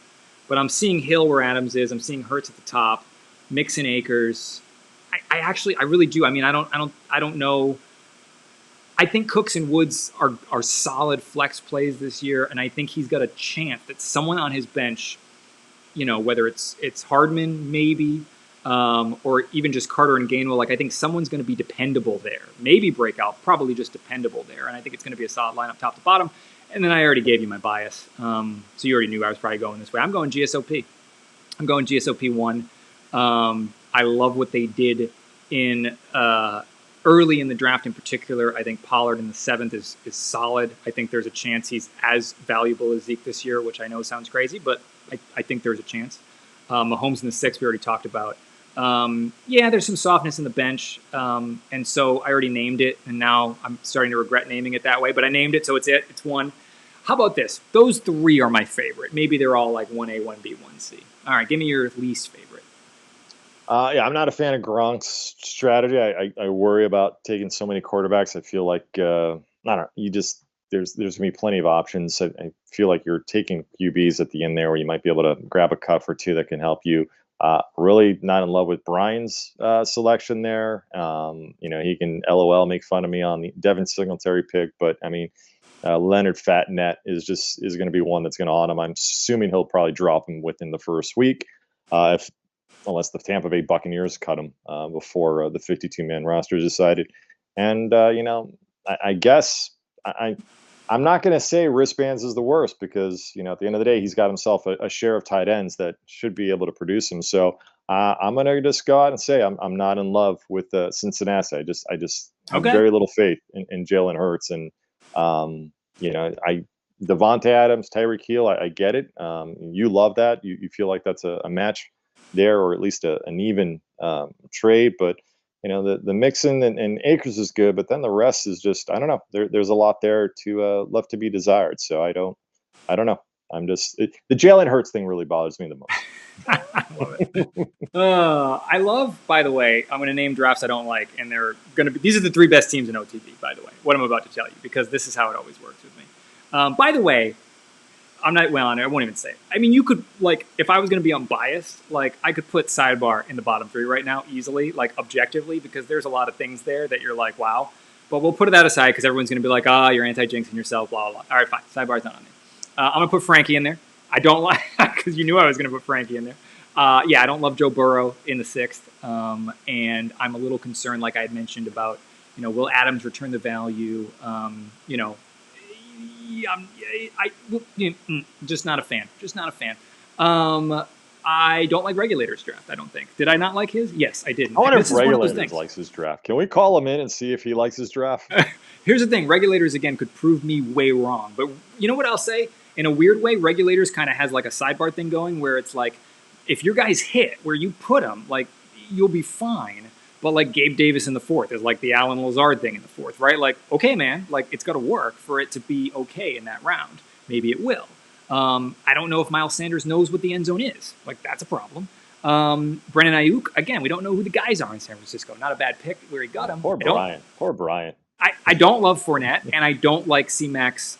C-Mac just makes me nervous. And I think if I was going C-Mac at 1.2, I wouldn't have done some of the things he did in the 2, 3, 4 round. But that's just me. Anyway, did I give you 2 or did I give you 3? You might have given me 5. Okay, well, we'll end it there. Garcia, any final thoughts before we put this to a close? Well, listen, I'm glad we were able to do this, and that neither one of us selected an actual player on the injured list. So I think this was much smoother than last year in terms of selection, and kudos to the guys in getting that first rundown, the first round done in a matter of what felt like minutes. But hey, next year we'll all be in person. Next year is the dream. In Tahoe, I can't wait.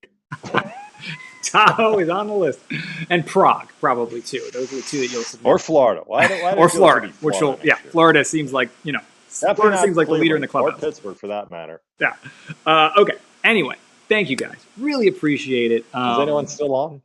Yeah, we got at least 6. I don't know if there are any of 6 OTBers. We got 6 people. I mean, appreciate you again. A lot of fun this year. Thanks for indulging us. The first round I thought again went really well, and I thought we did a good job actually moving through. Hope you enjoyed the banter, and hopefully you will use the words hopefully that will fuel your hate fire all year for all the things we said about your teams. You will prove us wrong all year and show that we know nothing, because we do know nothing.